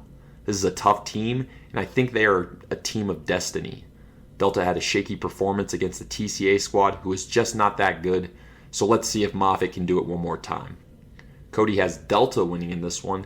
He says, I understand that Delta let TCA hang around for too long, but I trust this squad that has been here before. They played everyone close on their way to state last season and are familiar with rising to meet the pressure, and they have the ability to come back. Gideon has Moffat County winning. He says, damn, I want to see Ian Champ Hafey in person. The Bulldogs were one of the mysteries of the state coming in, and I saw upset material for round 1. I had seen Berthoud and thought there was no way the Spartans would lose. Then they did. Moffat County has the momentum, they have the chops, and Delta is coming off a scraping win against the team they should have crushed. At this point, MC is better than TCA was on Saturday, and as such, I'm taking the Bulldogs. In the Eaton versus Rifle game, for me, I have Rifle winning in this one. Rifle has played in 2 close games so far in this playoffs, so it is definitely possible that Eaton can pull off another close win. Eaton will be facing a much more potent Rifle offense and a physical front line on defense that I think will definitely give Connor Davey and co. a hard time. I could see a lot of different outcomes happening in this game, so I'm super excited to see how this one shakes out. But like I said, I like Rifle in this game after seeing what Pagosa did to Eaton's offense. Simon has Rifle winning in this one. He says, would love to pick Eaton here, but I like who Rifle has beaten and how hard they've played. They have been rolling through this regular season and playoffs for the most part. I think they get it done right here and go back to state for the first time since winning it against TCA in the spring of 2021. Cody also has Rifle winning here. He says, I think that the Bears' experience and confidence has them at an all-time high while sustaining quality and repeatable methods of victory so far through this postseason. Gideon has Rifle winning in this one. He says, Eaton has been overperforming like hell. I hate to pick against them here, and if I eat my words, I eat my words. However, Rifle is hungry. Eaton has had their turn, and Rifle knows that they deserve their seat at the table. This is the last shot for the seniors who were on that team way back in the spring of 21. In fact, I was ushered off the field when I was taking pictures back then so that they could warm up. Rifle has bested better teams more consistently, and the combination of Logan Gross and Troy Matea defensively will be very difficult to stop. He has Rifle by 7. And with those predictions all wrapped up now, I am all done here. I will catch you all next week in the Round 4 episode. Peace out. Allow me to introduce you to Move the Sticks Virtual Film Academy and Recruiting Services with Coach Wheat. Coach Wheat works through personable, one-on-one film sessions utilizing his experience as a high school, college, and professional football player to assess your level of play and help you develop into the next level player you are meant to be. With over 20 plus players on the next level, Coach Wheat's film sessions, college prospect assessments, recruiting consultations, and bundles will help prepare your prospect in a way that is both more personable and affordable than the competitors. Make it even more affordable using the promo code PMCO on MTSVFA.com. That is 15% off with promo code PMCO on MTSVFA.com. Visit the website or follow at MoveTheSticksVFA on Instagram or reach out to Coach Wee at 561-961-8805 today. That's 561-961-8805. Hey, y'all, this is Cody Stoffer of the podcast here, and I'm going to jump right in and start talking about Riverdale Ridge versus Roosevelt here. Riverdale Ridge hosting their first ever playoff game in program history and making some noise while in it as well. And even do so on their opening drive here as they just get a great return to start the field position here. I think that they really knocked it out of the park on special teams tonight, and more on that as we go. But, they start with the ball. They pick up some solid chunks, getting, just past midfield, only running the ball. And then on 2nd and 1 from the 41-yard line going in, they dial up a play action, take a shot deep that does fall incomplete, but it gets the defense back off a little bit. On 3rd and 1, they take a QB sneak for a first down. Now on the 38 with under 10 left in the first, they call a slant left that falls incomplete, just being delivered behind the receiver. But Riverdale gets Roosevelt to jump on the very next play and set up a 3rd and 4. Quarterback 5, that is Isaiah Medina, keeps the ball and rolls out right and picks up a first down to the 32-yard line. They have another keep for a short gain before Roosevelt gets a very nice fill from their linebacker, and on the next play, they send 7 up the middle, and that swallows up the run and forces a 4th down and 5. That number 7 for Roosevelt being listed as senior Joey Brake here on that stop, forcing Riverdale Ridge to settle for a field goal, which is successful, and they go up 3-0 here. Now, Roosevelt, the kick for Riverdale goes into the end zone, so Roosevelt starts on their own 20. They pick up 6 before they have a botched snap on 2nd down, but Bronco Hartson recovers and finds an opening going down the right sideline all the way to the Ravens' 39-yard line, all on a muffed snap. Now, after an incompletion, they go back to the run, handing off to 21 Xavier Ramirez that goes right for 5 yards. And on 3rd and 5, they call a motion left here and a play-action pass over the middle to number 2. That is a junior receiver, Karen Bench here, who catches a slant over the middle, jukes the defender, and then waltzes in for the score, putting Roosevelt up 7-3 with 4 minutes and 45 seconds to go in the first quarter. Now, Riverdale, they bobble the kickoff but recover and get past the 20-yard line to set up, and their first play is a check down that picks up 4. On the very next play, Medina drops back and finds one of his best targets, his big target, the senior tight end, Marcus McFadden here, who picks up a nice chunk all the way past midfield and gets the Ravens going on this drive. Now, on 1st down, Medina drops back and tries to pass left to 3, but the pass is intercepted by number 23 of Roosevelt, Jace Guntel, giving Roosevelt the ball on the 35. Now, they start off in an empty formation on this drive and take a shot down the right sideline that's just broken up by number 2 of Riverdale. Great coverage by the senior cornerback, Eric Jones here. And after that, they follow that up with a handoff to 21, who somehow finds an opening and picks up a first down despite nothing really looking available. There's another handoff to Ramirez here, who makes a seamless cut right and gets out of bounds after 7. And then a read option where the quarterback keeps left, picks up a first down. A handoff to Ramirez inside is quickly hammered by the Ravens, but a holding penalty on the Riders makes it even worse, setting up 1st and 20. 2 consecutive handoffs would put it to a manageable 3rd and 9, where Hartson rolls right and throws to the middle of the field to number 2 to pick up a first down. But another holding penalty will undo that and end the first quarter. So they come back to start the second quarter on 3rd and 15. After the second holding of this drive puts them in a hole. They call a draw play that picks up 9 yards, setting about 4th and 5, 4th and 6. And right after that, they call a pass play here to number 23, Jace Guntel with lots of grass here in front of him and picks up a first down. A Ravens penalty on top of that, however, will push the Riders all the way inside of the 15-yard line. And on the first play in the red zone, it is a read option where Hartson goes left and then cuts back inside and scores. The snap goes awry on the PAT, however, and the improv is no good, making it 13-3 Roosevelt with 10:50 in the second. Riverdale starts their next drive on their own 16-yard line following a penalty on the kickoff return. And the first play that they have, Medina checks down to number 9, Diego Galvin here, who picks up 5 yards. Another handoff to 9 here up the middle goes all the way to the 40-yard line, and then a pass over the middle to 42. Madden requires 4 defenders to bring him down, and they eventually do, but only after he picks up the second consecutive first down of this drive. On the next play, Medina buys some time, but eventually throws an incompletion. Then they call a wide receiver screen left to Bobby Jackson here, who picks up a first down running through the middle. There's then a nice touch pass down the right sideline to 9, who has the Ravens in the red zone. Following a short handoff, they dial up a pass on the next play where Medina looks off the safety looking at the seam right and then coming back left and finding number 29 McKinley Jones for the touchdown here.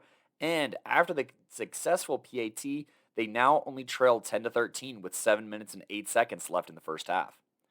Roosevelt, they have a couple of runs here that pick up some yards, setting up 3rd and 4, and then they call a read option right that picks up a first down. But yet another holding penalty on the Rough Riders undoes that and makes it 3rd and 11. And on this 3rd down play, a Riverdale defender breaks up a deep pass to force 4th down and a punt. Now, Riverdale, running their own quarterback keeper, picks up 3 yards to start. But on 2nd down, the pass is broken up and sets up 3rd and 7. And Medina breaks right out of the pocket, and he keeps his eyes downfield and finds number 19, Elijah Abeta here for the first down and just a yard shy of midfield. On 1st down here, the run is absolutely rolled on by the Rough Riders here. And on the next play, quarterback is looking deep, doesn't like what he sees, and settles for a short toe tap on the sideline, setting up 3rd and 8. Now on 3rd down, Medina here throws a jump ball to 29 that's heavily contested by number 5 of Roosevelt here, and that ball will end up on the turf. The sophomore Evan Hayes with the breakup here and forcing a punt. Now, Roosevelt, 1st down from their 16-yard line after receiving this punt inside of their 20. They have a handoff up the gut that is met by 51 and 76 of Riverdale Ridge for a very short gain. That's Levi Jane, the senior linebacker, and Manny Trujillo, the sophomore defensive tackle / end. Now, they call a play action slant left to 7 for a first down with just under 2 minutes to go, and this is where they start getting on the ball very quickly. They call a double handoff here to number 23. That is Jace Guntel, who gets out of bounds and a first down. Quarterback keeps, and Hartson goes to the opposite 35-yard line with 1:22 left. And after a handoff to Xavier Ramirez, and whoop! He makes a defender miss and gets all the way to the 1-yard line with 1:12. Now they hand off to Ramirez again, and he makes it look too easy, finishing this drive and capitalizing off of the big play that he set up here. And with 1:09 and the PAT, the Rough Riders now lead 20-10. Now, Riverdale, with just a little over a minute in the half, they get a huge return from number 3, Bobby Jackson, to the opposite 32-yard line, setting up the Ravens to score and capitalize off of this drive. And on the first play of their drive, they open up with a quarterback draw that gets to the 20-yard line, and then a pass right for about a gain of 6, and they take a timeout here with 34.7 seconds left in the half. They then hand off to number 9, who's met in the gap by 26, and they take another timeout here. And Riverdale Ridge, with 27.3 seconds left, do another run here, and number 26 for Roosevelt makes a great tackle, limiting the gain to 1. And with 20.4 seconds, Riverdale Ridge takes their last timeout on 4th and 2 on the 7-yard line and kick the field goal, making it a one-score game, 20-13 with only 15 seconds left in the half. And that would basically take us to halftime as Roosevelt would kneel the ball out. So at halftime, Roosevelt leads Riverdale Ridge 20-13 in a close game here. And, at half, I think Riverdale Ridge has to be feeling pretty good. They've been pretty balanced on offense, honestly. And, defensively, they came up with a stop against one of the better offenses in the league with some of the best, athletes in all of 3A. But let's see how they do coming out of the half here. Bronco Hartson here comes out and keeps up the middle on a read option for a gain of 16 yards. And on the very next play, the Rough Riders hand off up the gut to Xavier Ramirez, who turns on the burners and sheds one tackler for a 64-yard touchdown run. And only 53 seconds into the half, Roosevelt has made it a 2-score game again. However, down but not out here, Riverdale Ridge, they have a short gain to start their drive before throwing to Marcus McFadden in the flats, who sheds a tackle and then lumbers ahead just shy of midway. They call a run left to 9, who breaks into Roosevelt territory all the way to the 28-yard line. After this, it starts to get a little troubling as it looks like the run is stuffed and this drive might stall out. But then they call a very quick, fullback handoff to number 31 on this roster listed as Amari Lucero here. And he makes a move and then wins to the pylon right for the score here. And after the PAT, Riverdale once again only trails by 7. Now Roosevelt with the football here, and they are looking to respond, and they do so by going back to, the lead guy in this backfield, number 21, Xavier Ramirez, who runs way, way back and, gets into enemy territory pretty deep. But a hold actually will bring this play a bit closer to midfield, but still about a 30-yard gain here on the very first play of this drive. They then have a delay of game before a Bronco Hartson, that's Briggs' brother, Bronco Hartson run is short. Hartson then finds number 7 on the next play for a first down. They then hand off to 31 up the gut, number 31 for Roosevelt being Luke Vigil, I want to say, and he picks up a decent chunk of yards here. There's then an off tackle that's flagged and brought back, but Hartson on the very next play rolls out right and dots up Joey Brake here for a first down to move the chains. The Ravens defense responds by engulfing the next run, but you can't hold a great back down when Ramirez gets the handoff and rolls/stumbles ahead inside of the 3-yard line. And on the next play, it is a Bronco Hartson keeping it himself for the tutty, and it's now 34-20 with about 6 minutes left in the third quarter. Now, Riverdale with the ball here. They have an incomplete pass, but then a charging run picks up about 6 yards, setting up 3rd and 4, but after another incompletion, they are forced to punt here. And Roosevelt on the 31 and with the hot hand here in this second half, hands off to 21 once again with plenty of room up the middle and cuts left and gets out of bounds at the 50-yard line. So about a 30-yard or a 19-yard run to start this drive. Hartson then keeps up the gut, cuts right outside, sprinting up the sideline, and just changes direction, snatching a defender's ankles into the ground for the 50-yard touchdown score. And it is now 41-20 with just over 4 minutes left in the third quarter here. Roosevelt seemingly unstoppable here in this second half. Now, Riverdale, they do start this next drive at the 35-yard line, and they have a pass right that is quickly brought down for 5 yards. Now, on the next play, they do a handoff to number 9, who jets left across the field and gets into Roosevelt territory and changes directions before being brought down all the way to the other 30-yard line. Now, the next play is brought down for a loss, and after an incompletion, they are now staring down 3rd and 11. Medina passes left to number 9, who is wide open, but can't seem to bring his feet in bounds. And so it is ruled out of bounds, making it 4th and 11. And on 4th and 11, throws it up in the end zone where it's nearly picked off, but falls incomplete and is a turnover on downs regardless. And Roosevelt here with the ball on their own 31-yard line. They do a handoff middle that picks up about 5 yards, before Hartson keeps, and he's off left, getting brought down out of bounds at the opposite 27-yard line. They dial up another handoff to number 31, who sprints up the middle, splitting the safeties, and gets bumped into the end zone, making it 48-20 with 55 seconds left in the third. Now, Riverdale, they do have a nice return to the 38-yard line, and Medina keeps on the very first down play, makes one defender miss before 23 punishes him and makes the gain 2, ending the third quarter.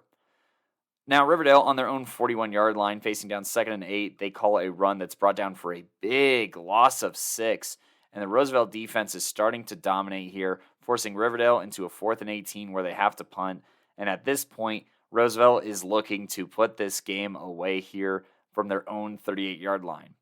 They call a handoff to number 23, who gets all the way past midfield before a false start pushes them back.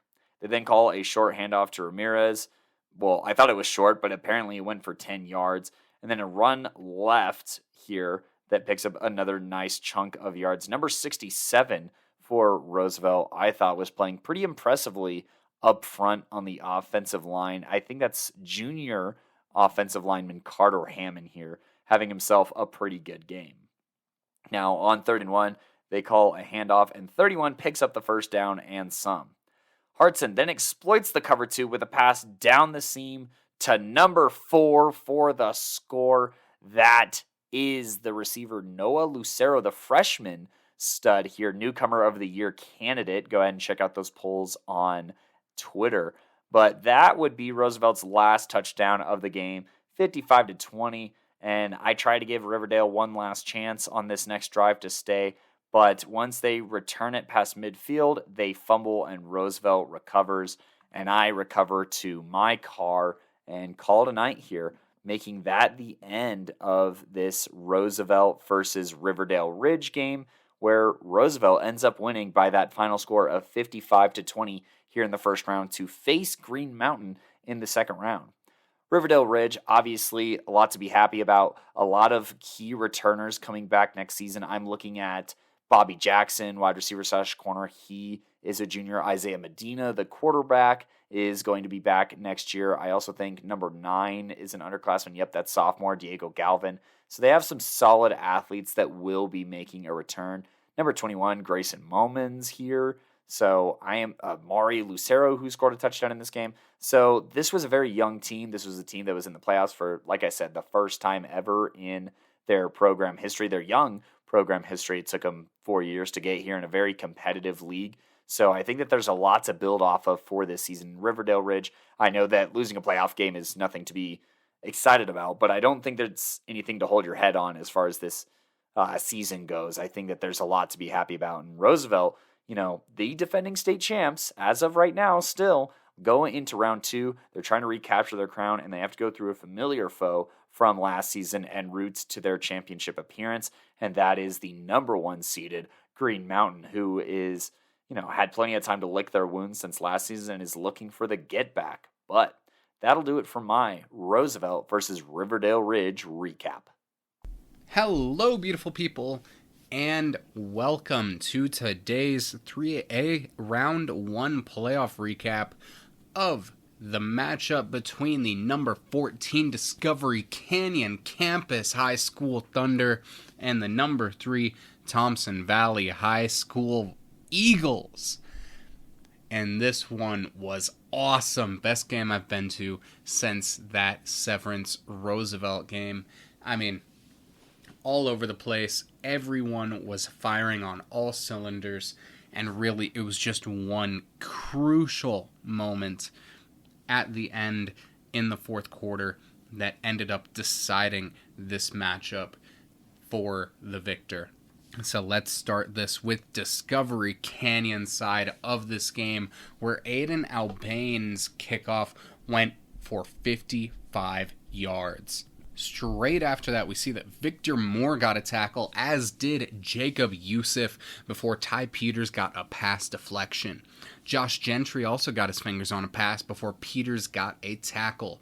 DCC allowed a gain on what should have been a turnover on downs, and then Justin Knox got a tackle. Ashton Nakai brought a man down, and then Terrence Dantzler Jr. got a tackle himself. On offense, Jacob Youssef ran for 4, and then Hayden Jones ran for 20.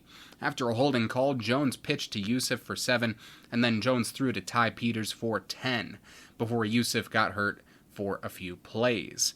Jones got it to Tyler Rousseau for about 15, and then there was an interception in the end zone before Will Campbell got a tackle to end the first quarter. It was just insanity, back and forth all over the place here.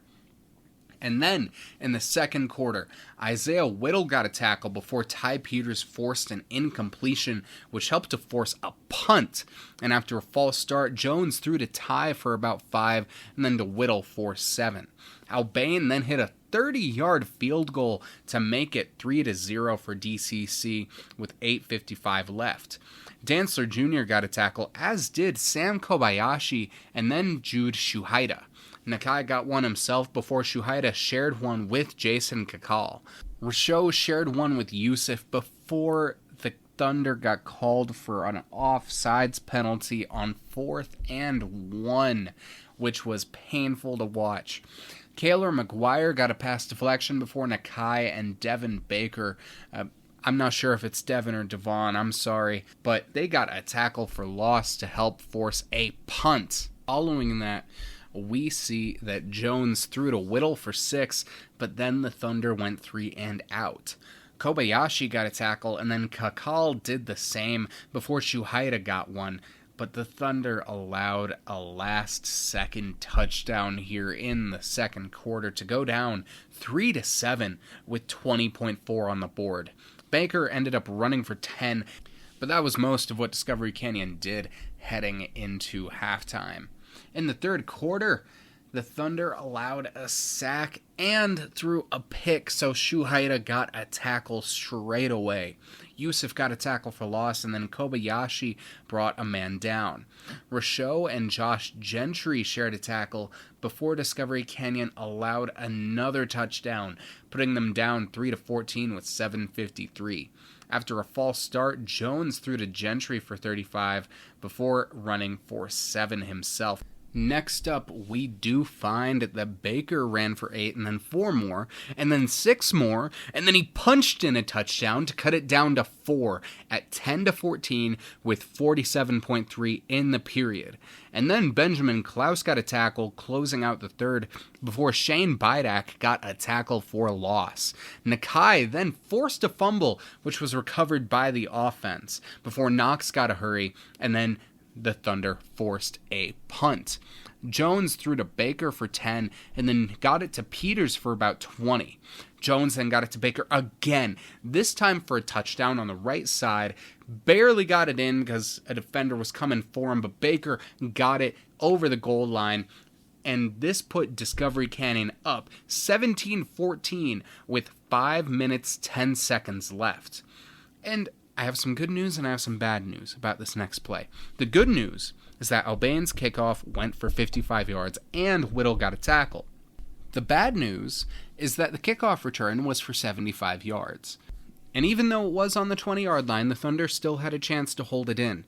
But they allowed some big gains there on the ground, which eventually turned into another touchdown, putting the Thunder down 21-17 with 4 minutes 3 seconds left. Peters went for 20 on the return, but then the Thunder went 3 and out, allowing a sack on 4th and 3. And after Whittle got a tackle while Thompson Valley was trying to burn the clock, that was all she wrote.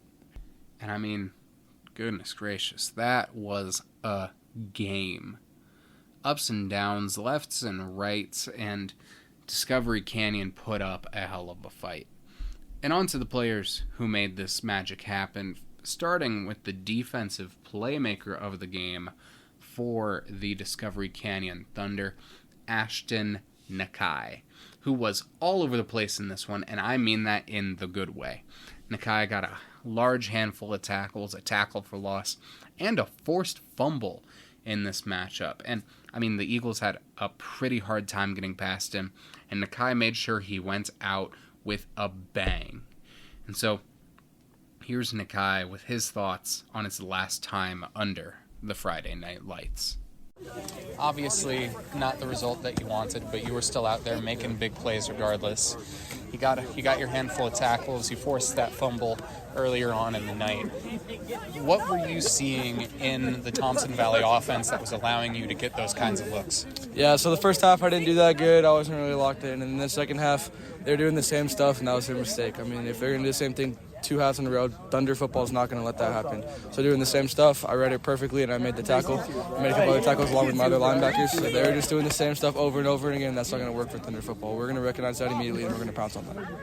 And a lot of people were underestimating Thunder football coming into this game, and you came in and almost pulled off the big upset. Yeah, I mean, I know someone said we're going to be 1-9, and I love that we're 8-2. That's crazy that anyone would ever said about Thunder football. We almost beat the number 3 seed. We almost went on. I understand it was an almost, and we didn't end up doing it, but I just love that proving them wrong is my number one thing. That's what Thunder football is all about. And, I mean, we were so close to proving them wrong once again. I mean, they didn't see us getting anywhere near this, and we almost proved them wrong again. And what was your favorite moment from the season? From the season was probably this game when I forced that fumble. I don't know. It was the perfect opportunity for us. It was the perfect moment. It went in slow-mo when our running back scored that touchdown. Just everything about that. I mean, at that moment, I thought that we were going to win, and that's just we haven't done that in all my years here, so it was a big thing for me. Thank you very much, Ashton. And, okay, so you know how he said that an outlet predicted that they'd go 1-9? About that. Now, I'm just speaking for myself here. I'm not speaking for the other guys on the podcast. But personally, I am always glad to be proven wrong. I would love if every team in the state was able to make the playoffs. And I would love if every team got above the win total. And I'm glad that you guys have that chip on your shoulder and you're playing with it and you're playing through it and saying, listen, we need to prove them wrong. We need to get these wins. And I mean, yeah, you guys went on a 7-game win streak to end the season, which is pretty crazy. And we'll talk about that here more with our offensive playmakers of the game, Hayden Jones and Devin Baker. And these guys did it all offensively for the Thunder in this one, aside from our playmaker of the game. Baker scored both of Discovery Canyon's touchdowns here and did a lot of the work on the ground. Only a sophomore, by the way. Baker will be huge in the Thunder's success these next couple of years, and I feel really solid about him. He's got a little bit of a bigger body. He's not one of those small running backs, and if I'm being completely honest with you, I ain't never seen a running back wear 37 before, but I am liking the vibes here, and all around, just a really, really nice performance to punch through some big-time touchdowns here by Baker. And then at quarterback, we have Hayden Jones, who is another huge piece for the future of this team. And he became eligible after transferring from Pine Creek. Well, he didn't transfer during Week 3, but he became eligible and started playing in Week 3. And then the Thunder immediately went on a 7-game win streak. And he was the engine that powered Discovery Canyon to that season-saving win over Pueblo East a couple of weeks ago. And so here's Jones on his first year with the Discovery Canyon Thunder.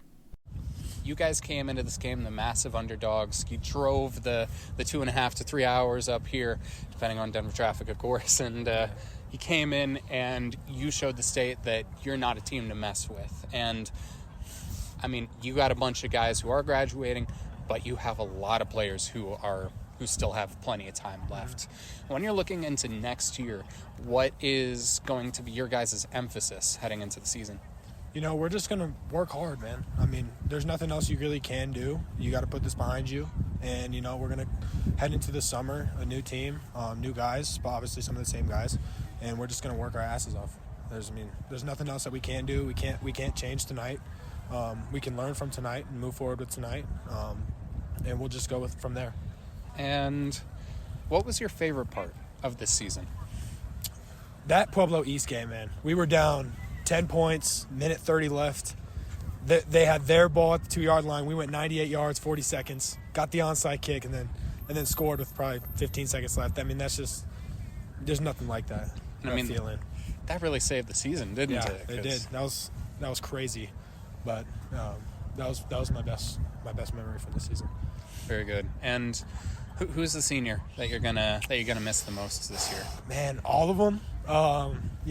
Ty is my go-to guy. Miss Jacob a lot. He helped out with the team. Josh. There's too many to count off. I'm gonna admit, Hayden, in hindsight, that last question was a little bit whack, but yeah, I mean, this is a team that has a lot of promise moving forward, a lot of really talented players, and I'll talk about after the Playmaker of the game what I think next season might look like for the Thunder. Now, I'm not doing the season preview, probably, but let's talk about our Playmaker of the game first. Ty Peters, who just went out with a bang.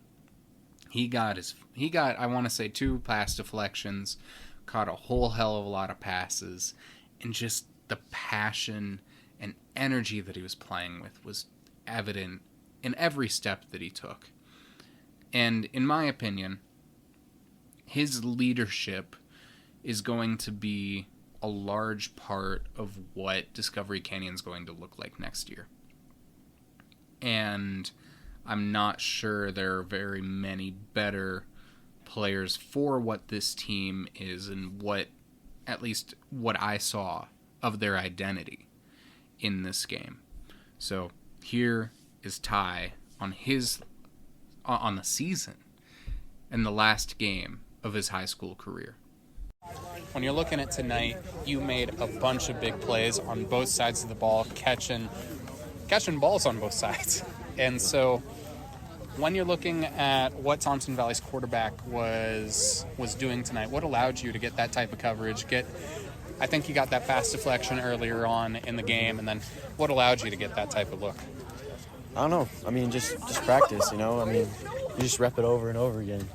Yeah, I mean, I don't know. You just practice and rep it. I mean, I don't really think about the opposing side. I just focus on what I need to do in my coverage and then, just ball out. I mean, I know that number 13's a baller. He's probably their best player. So I knew the ball would be there. So I wasn't really focused on making the pick, more just, playing the hands and, strapping them. So that makes sense. And, I mean, you made the 2.5 to 3 hour drive depending on Denver traffic. Yeah. What does it take as the 14 seed to make that drive, come up here mentally and still be able to make that type of swing coming into this game and just show the state what Thunder football's about? We know what we had. They didn't see it coming. I know that. 14 seed coming in to the 3 seed's house. It's all about confidence, man. Believing in your team. And I know we believed in ourselves. We believed in our guys. We worked hard all year. We were waiting for that moment today. We just came up short today, but I love all these guys, and I know, we were ready. We were ready today. So, we just fell short. They were a good team. To close it out, what's been your favorite moments of your high school career?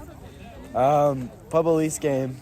This year, we were down with 2 minutes left. We were down 10 with 2 minutes left, and they're driving down the field. They're on our 2-yard line. We stop them on 4th and 1, go to 99 yards down the field in a minute, get the onside kick, and then I caught a ball in the end zone to win the game, practically. That was my favorite moment, just because we were down, and the odds were like probably 1% chance we were winning. And this team never gave up. It's the motto of this team the whole year. We never gave up. We had so many doubters all year. So many doubters. We never gave up and just kept pushing and, again, believe in ourselves. So, the Pueblo East game is my favorite for sure. And let me tell you what, Ty, it will never stop feeling good to silence the doubters. But I'll also tell you this.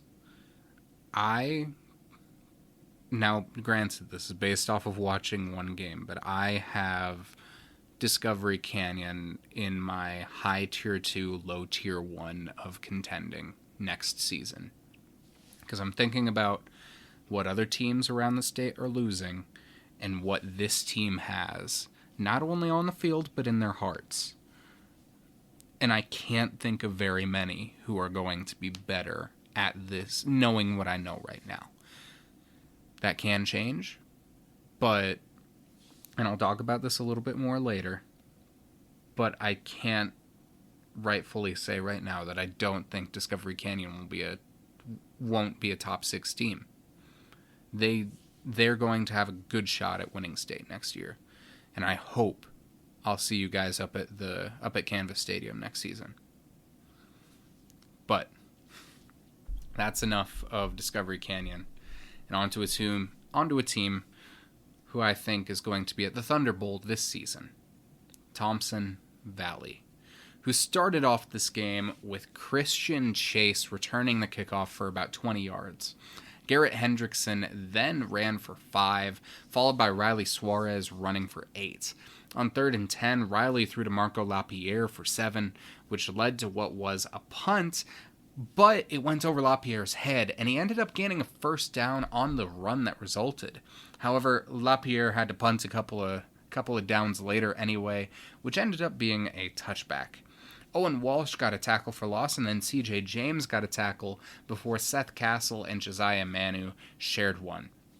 But after a face mask penalty a couple of plays later, James got another tackle, followed by Manu and Blake Shabon sharing a tackle, followed by Chase getting one himself.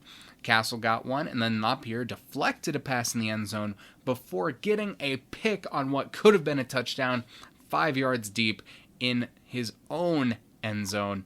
And after a holding call, that was the end of the first quarter there for you. In the second quarter, starting off, we have Riley Suarez running for 7, and LaPierre, unfortunately on this drive for the Eagles, ended up punting for 41. Manu got a tackle, and then Hendrickson brought a man down before Chase got a tackle for loss on 3rd down to force a field goal to make it 0-3 with 8:55 on the board. Hendrickson returned the kickoff for 15, and then Jonah Tugwell ran for 5. Suarez then ran for 7 before passing to Tugwell for 13. After a timeout with 4 minutes, 16 seconds, and a delay of game on 4th and 2, which, okay, this was a weird play because they were trying to get, the Eagles were trying to get Discovery Canyon to bite and come off sides, but it didn't work, and so then the ball just kind of got thrown down, and it was really weird, and it just ended up being a weird turnover on downs. But, not a turnover on downs, but it ended up being a punt, which was a touchback. I will say LaPierre, he plays rugby as well, and it was a rugby-style punt, which I have a class right now with Patty Turner, CSU's punter, and let me tell you, the rugby-style punts are where it is at. I'll get on that more later, though. Landry Suarez, he ended up getting a tackle, and then Reese Frick got a pass deflection. This helped to force a punt, after which Frick ran for 8. Chase carried for 10, and then Riley ran for 7 before throwing to Hendrickson for 8. After a timeout with 40.7 seconds left on the board and a false start, Riley threw a touchdown to LaPierre to make it 7-3 after Metzger hit the PAT with 20.9 seconds left to tick and Tok.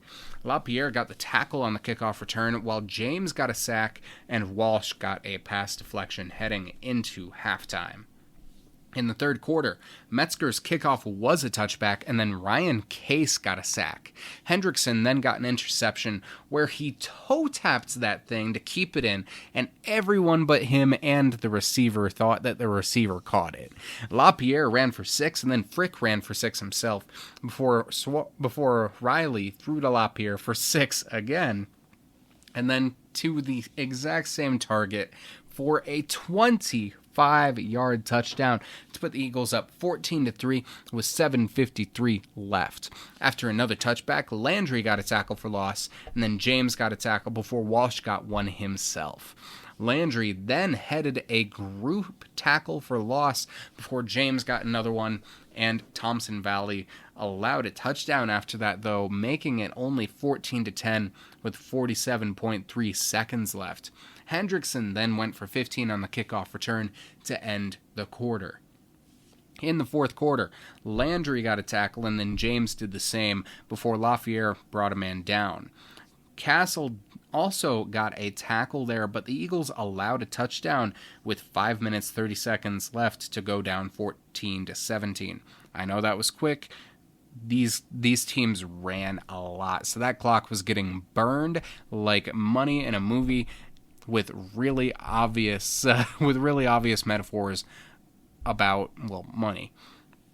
On the kickoff return, though, Hendrickson, he returned the rock for 75 yards. 75 yards by that man, putting the Eagles on the 20-yard line.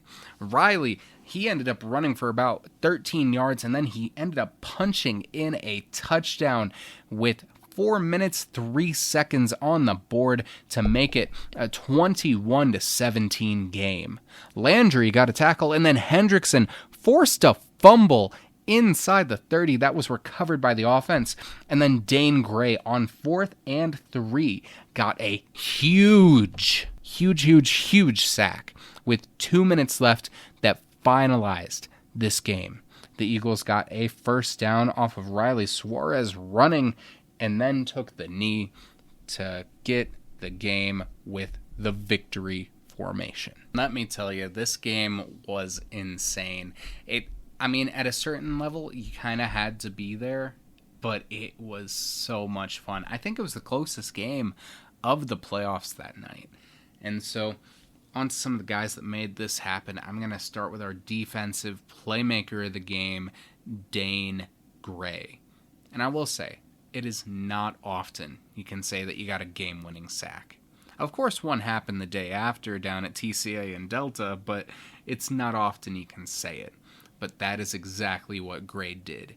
He also got 10 tackles total, and it was really hard to get this fella moved if he did not want to be moved. The 6'3 junior was just giving the Thunder the business.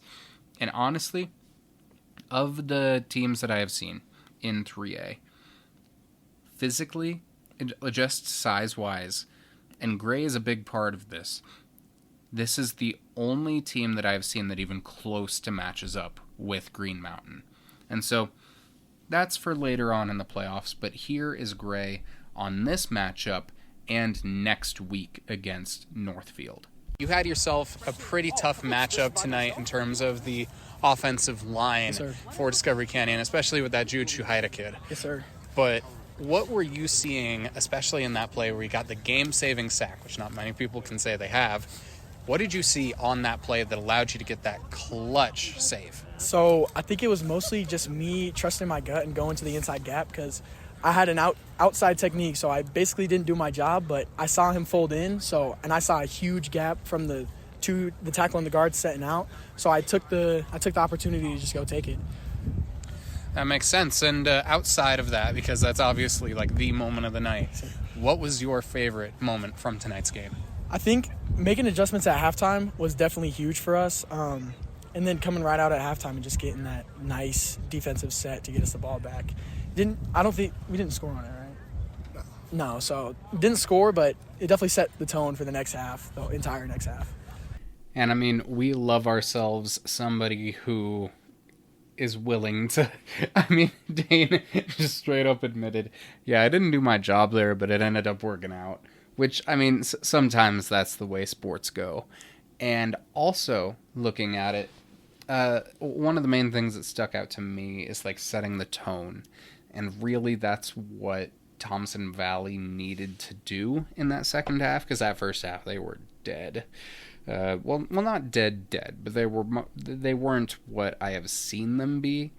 And we'll address this a little bit later, but yeah, setting that tone was really, really important. And one of the other tone setters for this team is our offensive playmaker of the game, Riley Suarez, who continues to impress.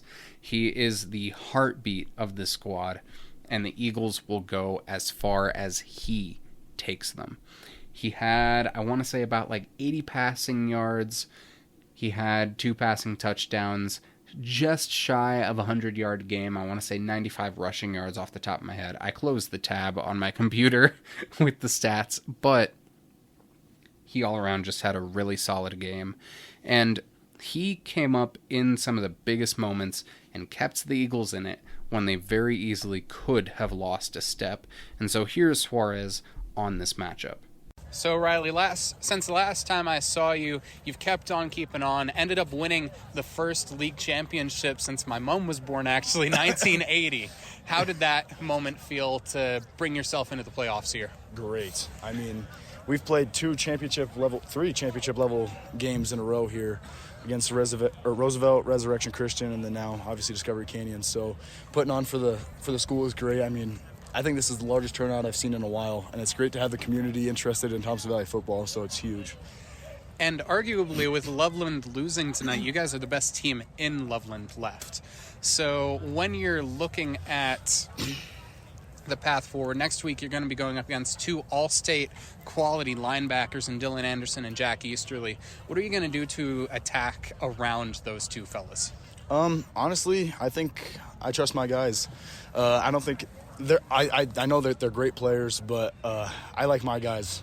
I'll always stand behind my guys on my line. So I'll put them up against anybody in the state, and I think we'll be okay. Two things here. It is always good to know that you have confidence in the guys around you to get their job done. It allows you to be not laissez-faire, but it allows you to take more time to focus on yourself. And the other part is, I am sorry, Riley. I realized, as soon as you sighed after I said that, I just straight forgot that you guys did beat Loveland. So you've been the best team in Loveland for weeks, all year, really. And, I mean, this side of I-25, not, in this classification, this side of I-25. And, yeah, just all around loving what you guys are doing this year. Sorry I forgot about that. That is my bad.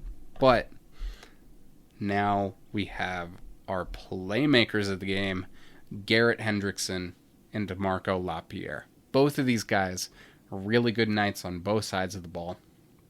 Let me explain first Hendrickson, who he got that toe tap interception, which was insane to watch. It was beautiful to see because everyone thought it was caught. And then all of a sudden, Hendrickson just turns around and puts it was insane. And then he also had that 75-yard kickoff return at the end of the game. And that is really what set up this game for Thompson Valley. He gave them the perfect spot. At the very least, even if the touchdown didn't go in, it is within Eli Metzger's range. And so Hendrickson really set up the Eagles to succeed. And here's Hendrickson, real quick, one of the co-playmakers of the game, on on this game in general and what he thought. So you were able to pull off that insane run there, put the team into scoring position. What did you see that allowed you to get through those openings there and get that massive gain? All blocks. Marco blocking downfield all the way down there. Riley setting up that first one. It was. I just saw an open gap and just went for it. And it happened to work out. Marco's down there blocking for me. It just turned out awesome. So. Obviously, coming into the game, you have a game plan, but no plan ever survives contact with the enemy. Uh-huh. What was the biggest adjustment that you had to make tonight? At halftime or just in general? Just in general. I think it was just mentality, honestly. We came in a little flat, just not firing. Just making dumb mistakes, really. And then we picked it up second half, really figured it out, and look what happened. So came out and scored, did a job, got the job done. So I think that's the biggest thing. And on that final play, not on that final play, but we saw Discovery Canyon score there, but they left a lot of time on the clock for you. Right. What was the team's mindset during that minute or so break after Discovery Canyon scored? Just trusting in us and what we can do. Honestly, that's the biggest thing. And I think we did, and we went down and scored. It's pretty simple. Just as long as we trust in ourselves and our teammates, we can't be stopped, honestly. And he's right. Having that trust in yourself is always important. Having that trust in the guys beside you, increasingly so. And one of those guys that was beside him that, in my opinion, he's one of the better players that I've seen live. One of the better athletes that I have seen. Someone who isn't even going to be playing football in college. He's going to be playing professional rugby. Marco LaPierre. And I probably messed up by putting a pause in there, but it is what it is. And the thing is, Marco, he had that pick in the end zone, prevented Thompson Valley from going down big early. He got 2 of the 3 touchdowns that Thompson Valley had in this game, and both of the ones that were important in setting Thompson Valley ahead before they kind of blew that lead. And we'll talk about that here in a minute. I actually asked Marco about it, but he was the steady hand. Like, you could always count on Marco to make that big play. And so here's LaPierre on this matchup this season and looking ahead to Northfield. So Marco, you had a couple of weeks off from the team. You went to go watch the World Rugby Championships. It's looking like that's what you're going to be doing on the next level. Hopefully, yes. But you got those rugby-style punts in. You got a couple of tutties. You got that pick in the end zone to save it early on for you. What was your favorite moment from tonight's game with all of that? Just winning it all, honestly. Celebrating with the team after, celebrating with the fans. But in play, just everything the defense does is just amazing. Landry's big hits, CJ sacks, they bring the energy up so much. Yeah, and I mean, next week you're... Garrett's toe tap interception was my favorite. That was insane. I don't know how he pulled it off. That was bad shit. It was crazy. That was my favorite. I thought the other guy got it. Yeah, every time he dragged it. It was crazy. Yeah, But that was a really, really good night for you guys. Showed the resilience there at the end. Yeah. The one problem is that both times I've watched you guys now, there's a bit of a case to play down to the opponent's level. How are you going to prevent that next week against Northfield? Playing our game, honestly, it's like the dumb little MAs that we make, cutting those out completely. Big focus in practice, knowing that the team that we're playing, we can't do that anymore. Like, this was a championship level game. We make some mistakes, it's over for us. So coming in knowing that a small mistake can change the rest of our football careers. I love a lot of the things that LaPierre said there. But first, let's talk about like his favorite memory of the night and how none of them were things that he did. That is an unselfish player right there. He is a team guy. He is an athlete's athlete. And I mean, he was talking about it, like going to celebrate with the fans, going to celebrate with his boys, the energy of the plays that other guys were making. And then, I mean, he was straight up about what it's going to take to move forward here. Like, every game from this point on, you have to act like it's the championship and you can't play down. And yeah, like at this point, it's survive and advance. And not that Northfield's a bad team, but at this point, like, Thompson Valley is probably the better squad. They just have to make sure to keep playing their game at their level to get to that next point and get to the championship. And that brings us to the summary. Ultimately, I loved both of these teams in this game. Discovery Canyon, they may not have had the seeding strength. They may not have had what some teams would like heading into this game, but they came into it with heart, and they were able to almost pull off a really, really big upset. And this is a team that I feel is, as I said earlier, going to be a top 6 team in 3A next year.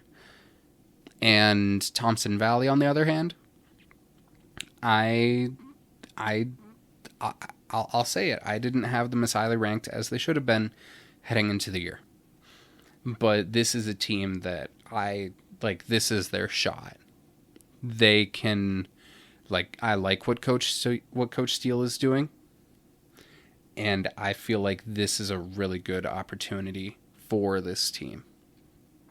And I just hope that they're able to capitalize. Maybe not go to state, because obviously there's a lot ahead of you, but able to play to your full ability. So even if you don't go to state, because only 2 teams can make it there, and These playoffs have been crazy. But you can be proud with the effort that you put in. And ultimately, I'm going to leave both of these teams with one message. To all of the underclassmen, all of the freshmen, sophomores, and juniors, you have put in a lot of good work. There's a lot more left to be done, and you have a lot more left to do for the seniors. You have a lot to do for yourselves for next year to put yourselves in that position to continue succeeding and continue proving everyone wrong. To the seniors, all of the seniors that played or managed for this matchup, know that your contributions to Colorado athletics and history are valued. You are laying down a path that will continue to be improved upon by those who come after, and you are doing a service to those who laid down the path before you. Whatever your future endeavors are, be it college, trade school, collegiate athletics, or just working your hardest, I wish you the best of luck. And as always, stay safe, don't die, stay hydrated, and have a beautiful, beautiful day. Peace. What's good, y'all? Coach V here, and I got your recap for this first round playoff game here in 3A between number 12 Frederick and number 5 Lutheran. This is from November 10th, 2023 here, and this was due to be a good one here. Frederick going into this playoff game on a nice little 3-game winning streak, knocking out Denver North, Meade, and George Washington, 2 of those 3 teams being playoff teams, I believe there. So there you go. And then Lutheran, on the other hand, also coming into this game pretty hot. Obviously being the number 5 seed in a great spot there, but riding a 4-game winning streak, looking really good so far going into these playoffs. And so let's go ahead and hop into this great playoff game. All right, so here in the first quarter, Lutheran would start with the ball here. The kickoff went out of bounds, so they would actually get a slightly shorter field here, starting on the 35 here. And right away, they get going tempo. You know, they love to run that no huddle there and keep teams on their feet. And so they start with a couple of nice runs here to their running back, Sawyer Wald, the senior. But eventually, Ryken Daugard on a read option would go ahead and get a good gain of about 20. That would kind of jumpstart this drive. Couple plays later, Ryken Daugard on 3rd down gets sacked, and so it brings up 4th and 6 here, and they will go for it. And here's what happens. Daugard drops back, and he finds his receiver here. I want to say it is Sam Smolin for the first down here, which was important because it kept their drive alive there. And a play later, Daugard would go back to Sam Smolin here on the slant to go ahead and give Lutheran the 7-0 lead with 9:22 left. A very efficient drive by Lutheran, only having to go for it once on 4th down there. And so there you go there. The home crowd loving it at this point. Frederick, they go ahead and take over on the 33, and here's what happens. Gavin Ishmael, the junior quarterback, who's been a standout so far this season, does find himself in a 3rd and 9 situation. And on 3rd and 9, he goes ahead and throws an out route to number 5. That is junior wide receiver Braden Rudman here. And he would go ahead and give them a first down across midfield. Following that, let's go ahead and fast forward to 2nd down here. Gavin Ishmael rolls out right, but he is sacked by the senior defensive end, Peyton Garrett. So that brings up 3rd and 19. Ishmael drops back again, but once again sacked by the senior Peyton Garrett. Coming off the edge there, having a big first drive for Lutheran, and that would go ahead and basically shut down this Frederick drive and result in a punt. And so Lutheran, they go ahead and take over, looking to extend this lead here, and they get a good couple plays here to put them in field goal range. A lot of runs here, a lot of read options to Ryken Daugard. Cole Johnson, once they crossed midfield, got a lot of runs right up the middle here, but eventually It is 3rd and 8 here. And on 3rd and 8, Dalgard drops back, throws a slant. It's on the money, but it is dropped. And so the touchdown's no good.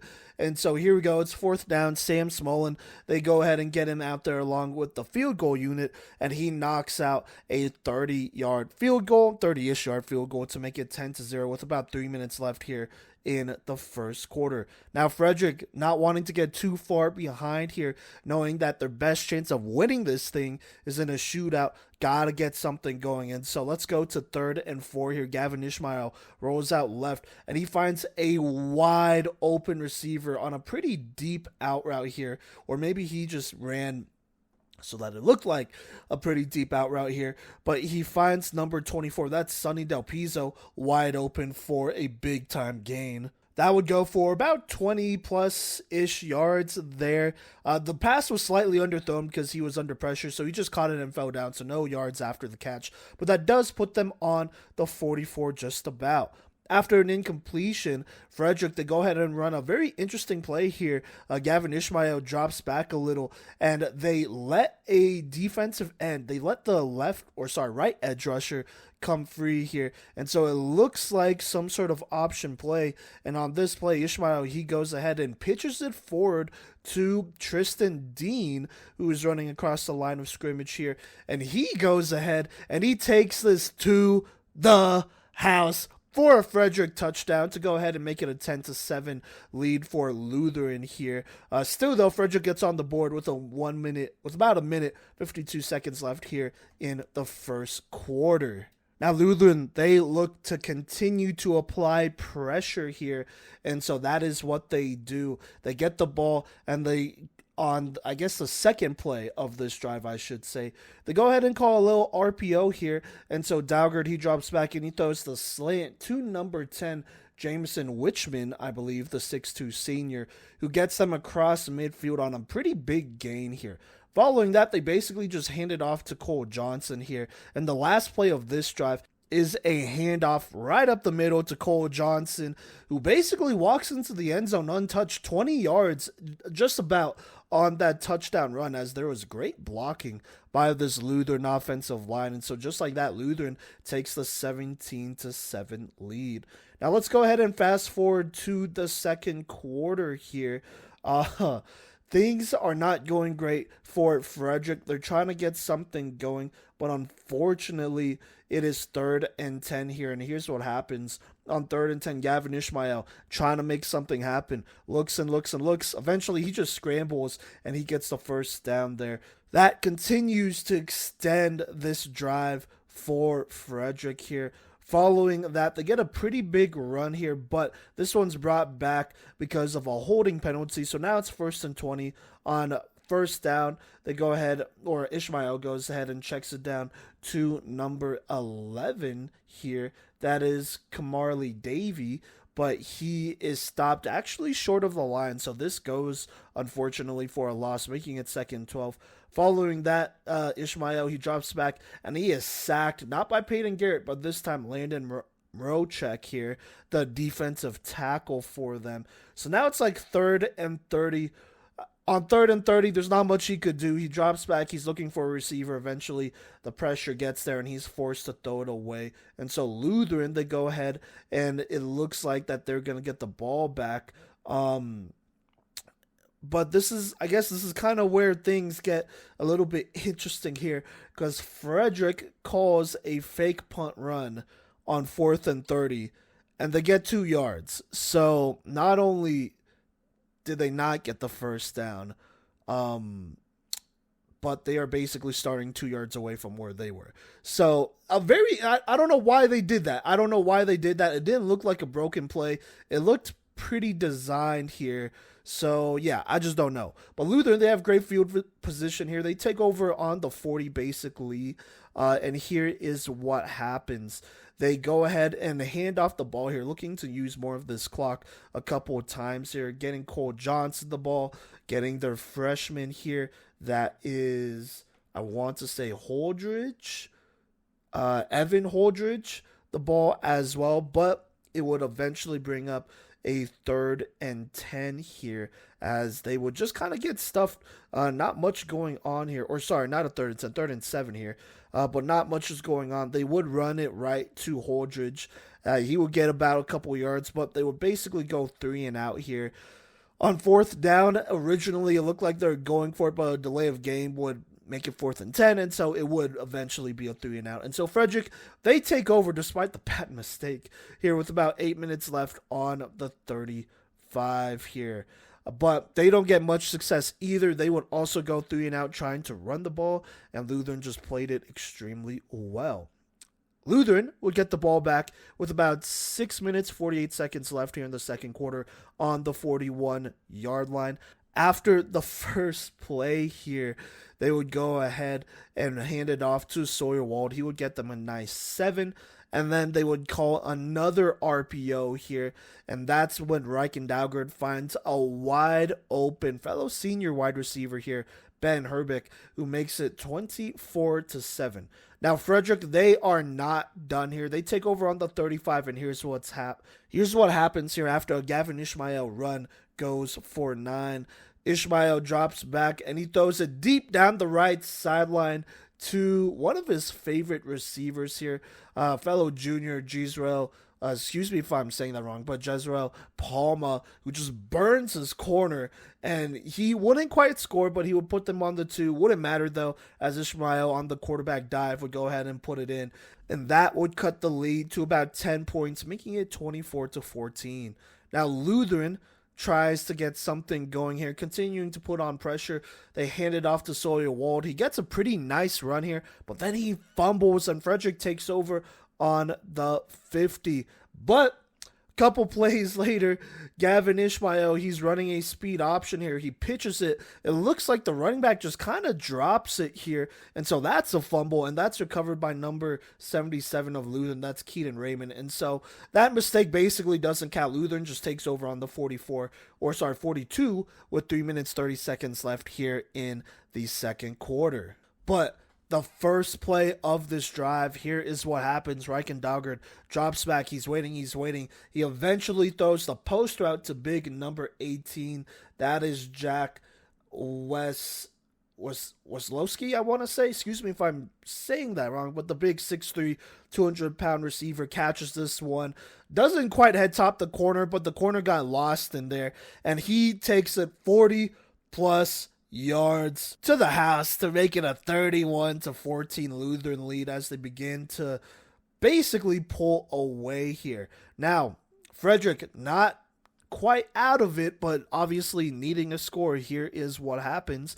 It is 3rd and 7. Here's what happens.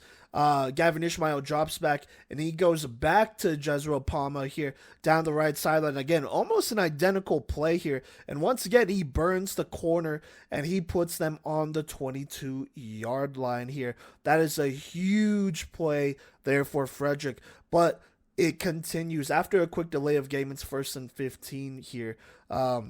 Gavin Ishmael, he drops back, looking towards the left. He throws it to the back of the end zone, a dot to Palma for a touchdown to make it 31-21. He was double covered, but this is just a perfect throw to the back of the end zone to make this Lutheran lead, down to 10 points here with about 2 minutes left in the second quarter. Now, Lutheran would try to get something going here, but after a couple of sacks and penalties, they would be forced to punt it. By the time Frederick would take over, there was only 30 seconds left, so they would knee it out. At halftime, a pretty high-scoring game here. Lutheran leading 31 to Frederick's 21. Frederick, though, would get the ball to start, but it would not go great here, as on 3rd and 5, Gavin Ishmael, looking to run it, tries to cut it back, but he is stopped by Reich and Posey, so that forces a 3rd and 5. Lutheran would go ahead and take over on the 39. So here we go, Lutheran with the ball. They go ahead and hand it off to Sawyerwald, and right off the bat, he goes up the middle and rips off a huge 61-yard touchdown to make this Lutheran lead 38-21 with 9:36 left here in this game. Almost a backbreaker at this point, but like I said, if Frederick could just continue to score and try to win the shootout, they would be okay. And so here is what happens. After a read option here. Gavin Ishmael drops back, but he is then sacked by Landon Rochek, the senior defensive tackle. I believe that's the second of the day. So that makes it 3rd and 12 here. Following that, Ishmael throws the out route, which is good for a couple yards, but it's only 4th and 7. And so here's what happens. Frederick, they go ahead and call their first timeout of the game at 7:46 to avoid a delay of game. Coming out of the timeout, they call pass play. But unfortunately, this one is thrown just a little short, so it's incomplete. So Lutheran, they take over on downs on the 47 with 7:42 left here. And let's go ahead and fast forward to 3rd and 5 after a false start on, right before this play here. So sorry, it would be 3rd and 15, not 3rd and 5. But Reichen Daugard, he goes ahead and drops back and throws an absolute dime of his own to the back of the end zone. This time back to number 18, Jack Wisłowski here, who goes ahead and brings in a tough catch and a great throw to make this a 45-21 Lutheran lead with about 6:54 left here in the 3rd. And that would basically be it, though. I would stay all the way into the 4th quarter, but this one would not get much closer here. Final score of this game would actually be 66-37. Lutheran continuing to score here and just going absolutely crazy. Just to read off some stats here, Reichen Daugard, 8 of 14 for 182 passing yards, 4 passing touchdowns. Also had 116 rushing yards and a rushing touchdown there. Just absolutely lighting it up. Jack Wisłowski, obviously, with those 2 touchdowns doing his thing. Cole Johnson, he played well this game. 144 rushing yards, 2 touchdowns. Sawyer Wald, the junior, he had 139 rushing yards and a touchdown. And it also looks like Keaton Raymond, a lineman, got in here and got a rushing touchdown at the end of the game. So there you go there. Lutheran kind of winning big here. And Frederick not playing bad at all. They definitely battled to the end. And so you got to respect it. But the firepower of Lutheran was just too much. They got out to a quick start. And it never really slowed down after that. Didn't have too many empty drives there. Being able to kick field goals or score with the rare, and I mean extremely rare punts. So it was really tough for Frederick to keep up here, but they did what they could. Let's talk about Lutheran. Lutheran really impressed me here. I felt like defensively they played well. A lot of the passing plays and big scores in the first half were definitely on one DB who was just getting burnt and was just having a bad day. So it is what it is, right? He's usually pretty good, so I'm not super concerned about that. Other than that, this defensive line dominated. They were in there. Peyton Garrett played extremely well off the edge. Same with Reichen Posey, Landon Rochek. They did their job over there on the defensive line and showed they're extremely tough to play against. Got multiple sacks here in this game. So there you go. And then this offense, by the way, it looked really sharp. A lot of guys getting in there. Herbeck, Wisłowski, their running backs, Sawyer, Wald, and Cole Johnson did a really good job as well, just playing tough smash mouth football. And so I feel really good about Lutheran moving forward. As for Frederick, I mean, they're a pretty young team. Really like the duo of Ishmael and Palma here. I think going into next year, they could really be a contender here. But unfortunately, their season stopped short here. If they were anywhere else on the bracket, they probably would have won in the first round of the playoffs. Honestly, I truly believe that. But unfortunately, they pulled Lutheran at Lutheran too, which is kind of tough here. And so they fall to Lutheran, like I said, 66-37 here, but definitely putting up a fight. This was a very entertaining game and a lot of great highlights. And so make sure you check out our TikTok at Playmakers Corner to see all of it. What's good, y'all? Coach V here, and I got your 3A 2023 recap. But honestly, by this point, you might have already had most of 3A recapped as we hit a lot of 3A games this week. Lutheran versus Frederick, Thompson Valley versus Discovery Canyon, Roosevelt versus Riverdale Ridge. So a lot of 3A games, the most that we've done so far here, but really enjoyed it. It was a great weekend. I'm going to go ahead and recap these anyways and make sure to talk about stats just in case we haven't already. To start out, Friday, October 10th, and by the way, this is the first round of the 3A 2A playoffs. Holy Family, they go ahead and play Denver North here, and they stand on business, taking care of them 50-8. Holy Family, Rylan Cooney, 14 of 18, 167 yards, 1 passing touchdown. Also had 108 rushing yards for 3 rushing touchdowns as they take care of business, and we'll move on to the next round of the playoffs. Lutheran versus Frederick, a shootout here, 66-37. I recap this one.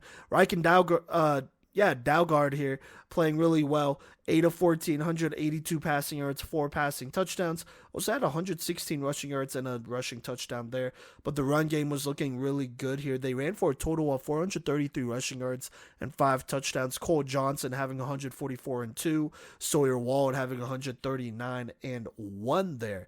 So Lutheran continues to roll on here. Northfield gets a huge win over Pueblo Central in Pueblo, by the way. Christian Love here, 8 of 11, 106 passing yards, 1 touchdown, 1 pick, but also had 50 rushing yards and 3 rushing touchdowns.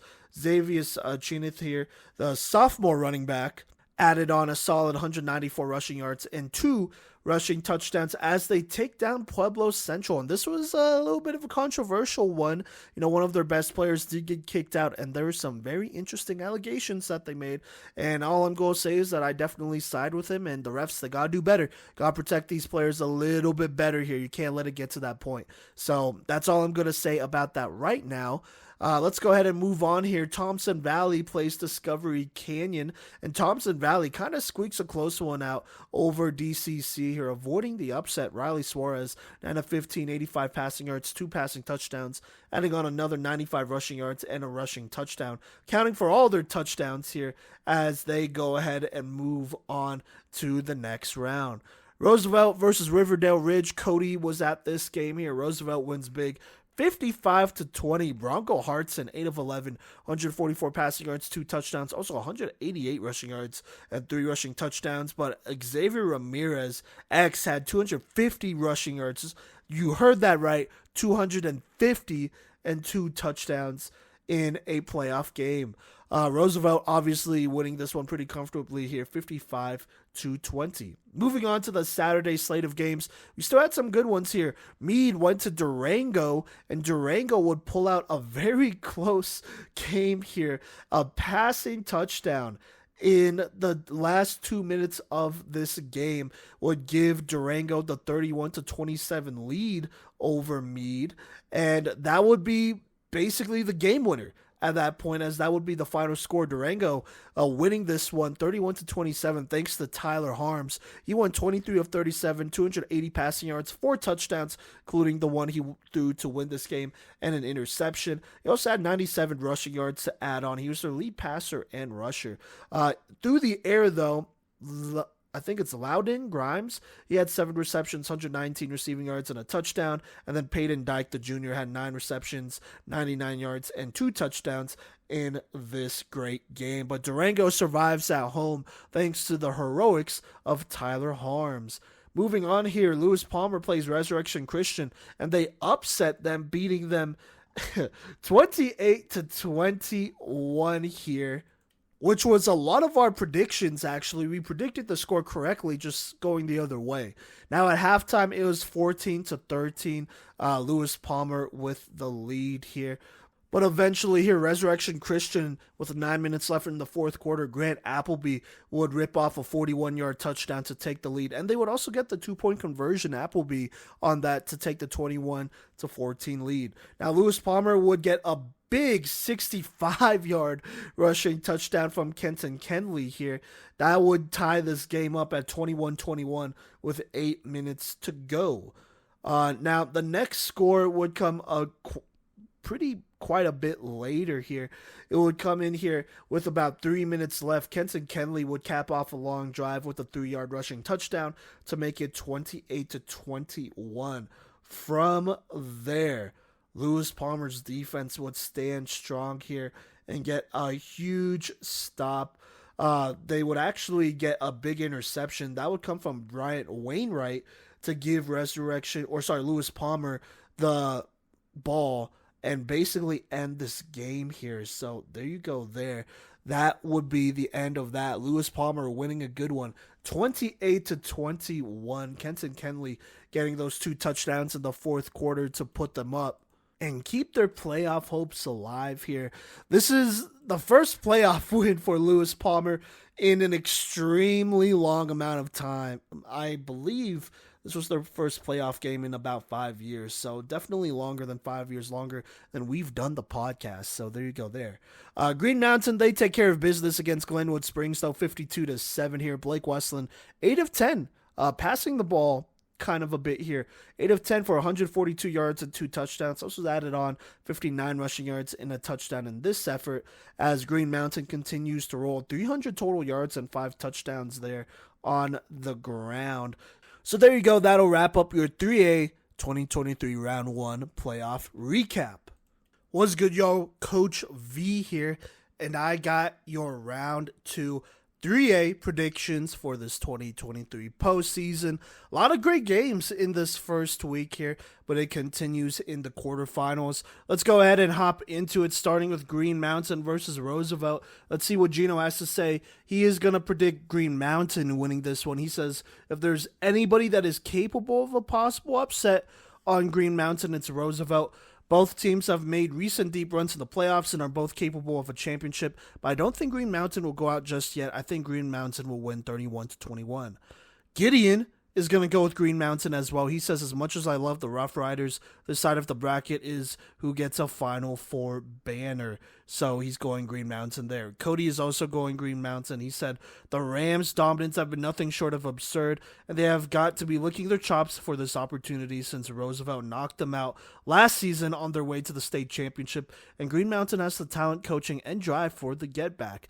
And then here I am, unfortunately, also going with Green Mountain. I think right now, Green Mountain runs the ball extremely well.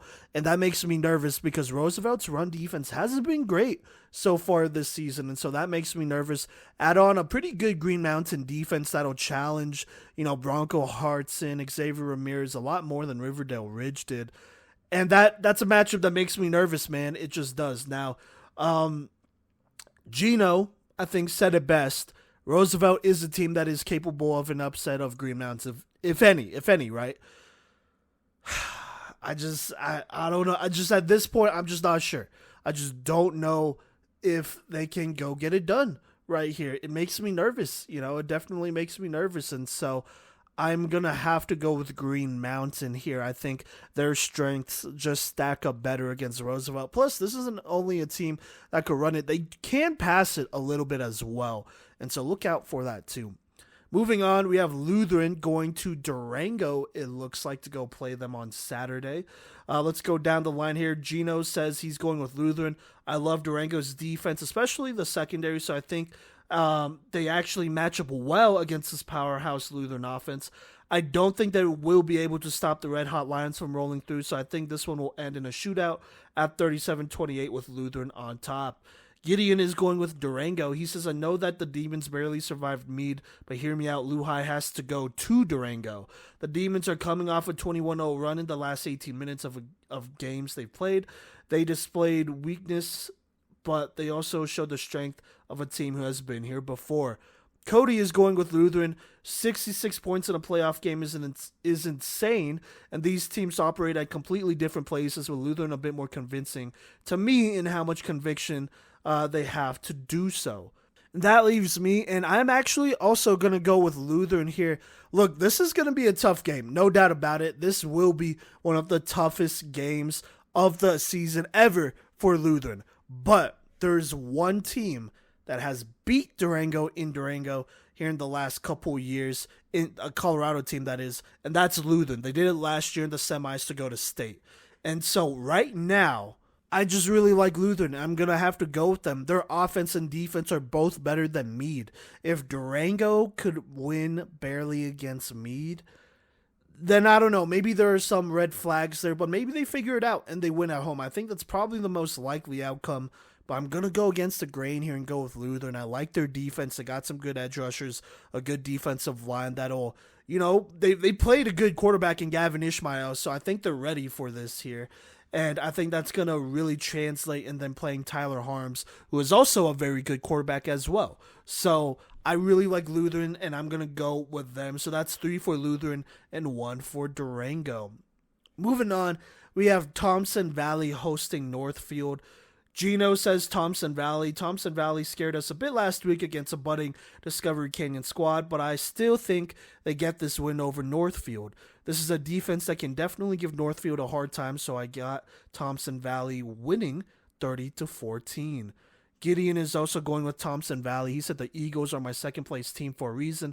I hate that I won't be at the state championship because 3A is going to be awesome. As much as I like Dylan Anderson and Jack Easterly, Marco LaPierre is one of the best players I've seen live, and Riley Suarez is the quarterback this team needs. Plus the defense is legit. The one hole for the Eagles is running back, but it isn't even really a hole, more of a chink in the armor that I'm not fully sure Northfield can exploit. So that's Gideon there. Cody's going Thompson Valley. He says TV, even with their ups and downs from week to week, are still the most consistent team out of the two, and that's enough to get my nod. I will also go with Thompson Valley. I think right now they just have more offensive firepower. Defensively, they're going to do their job and do a good job at that. You know, had kind of a rough go against Discovery Canyon, but I think they kind of get that out of their system here against Northfield, and they get back on track here. Moving on, and actually our last game of this prediction segment here, we have Lewis Palmer going to Broomfield to go play Holy Family. This is what Gino says. He is going with Holy Family. You gotta love what Lewis Palmer did to a very dangerous Resurrection Christian team. I think Holy Family is a team that can definitely get upset, but I don't think Lewis Palmer is going to be the one to do it. Their offensive attack is too limited to be able to take down a team like Holy Family in my eyes. Give Holy Family a 28-17 win here. Gideon will also go with Holy Family. He says, I trust Michael Gabriel to figure out the LP offense. If I'm wrong, I'm wrong, but Holy Family beat Broomfield. Lewis Palmer got smacked by Palmer Ridge. That's all he says there. Cody is also going with Holy Family. The Tigers' execution on offense is amongst the best in the state. Across any classification, I think that would be too much for LP to handle. And I agree with everything my fellow colleagues are saying. I'm also going to go with Holy Family. Lewis Palmer has not really faced an offense like Holy Family here. I'm just going to be honest. Palmer Ridge actually is probably the closest. And Palmer Ridge beat them 56-14.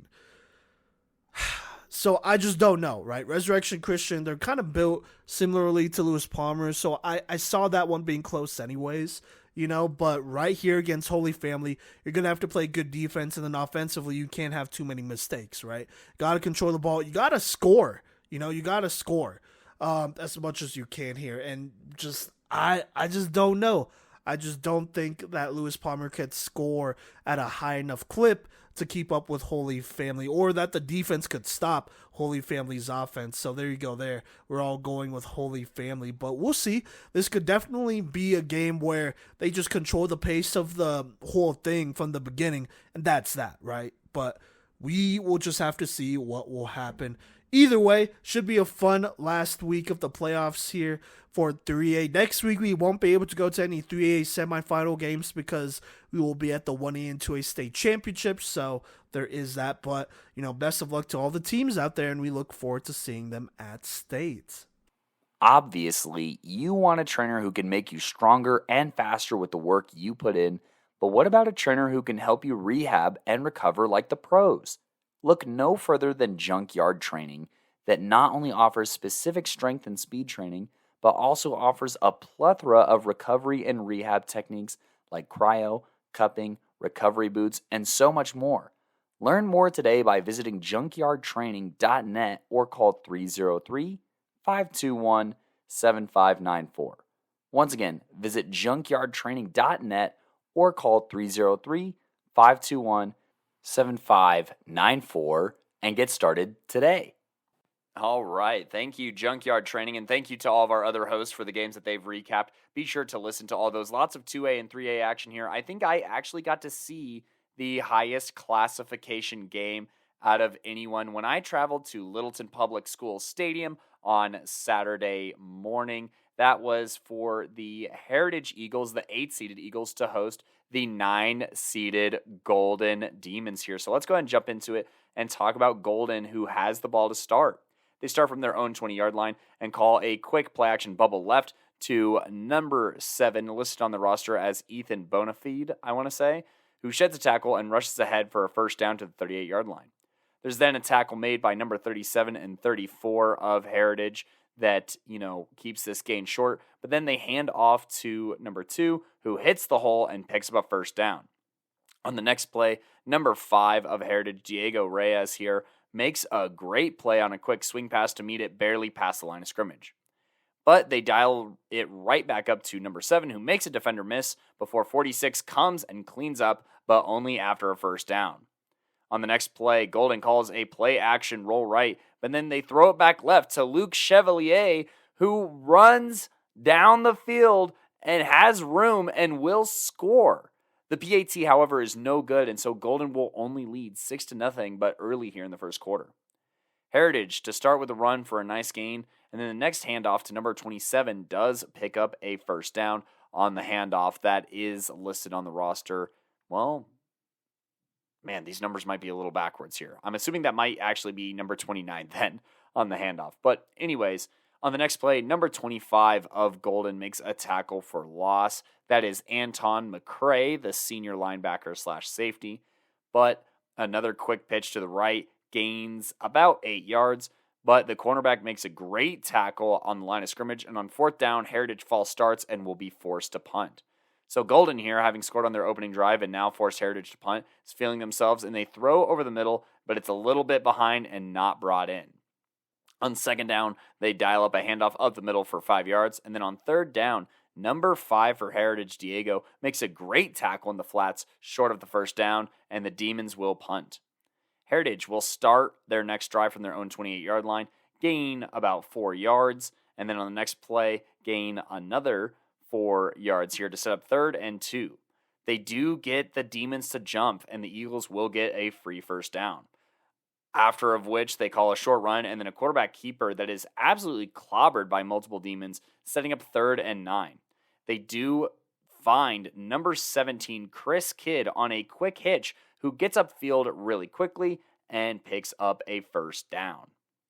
The Eagles then run for 6 on the next play with number 9, Isaac Freng here. But on the next play, the runner trips up in the backfield, and that does lose a couple of yards and sets up 3rd and 3. But the Eagles, they get him again. They get him to jump off sides and get another free first down. They're now looking at 1st and 10 from the 34-yard line going in, when the Eagles this time commit a holding penalty and goes backwards.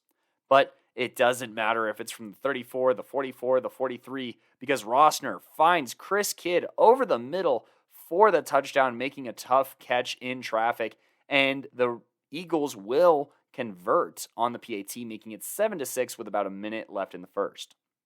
Now the Demons, they are on their own 20-yard line, and they pass right, but after running with the ball on the catch, the ball is popped out and recovered by Heritage, and just like that, Heritage looking to score a second time here.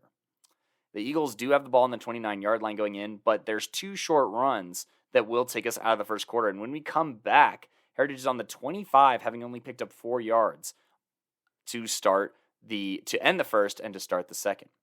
They do call a run, and that does pick up a first down.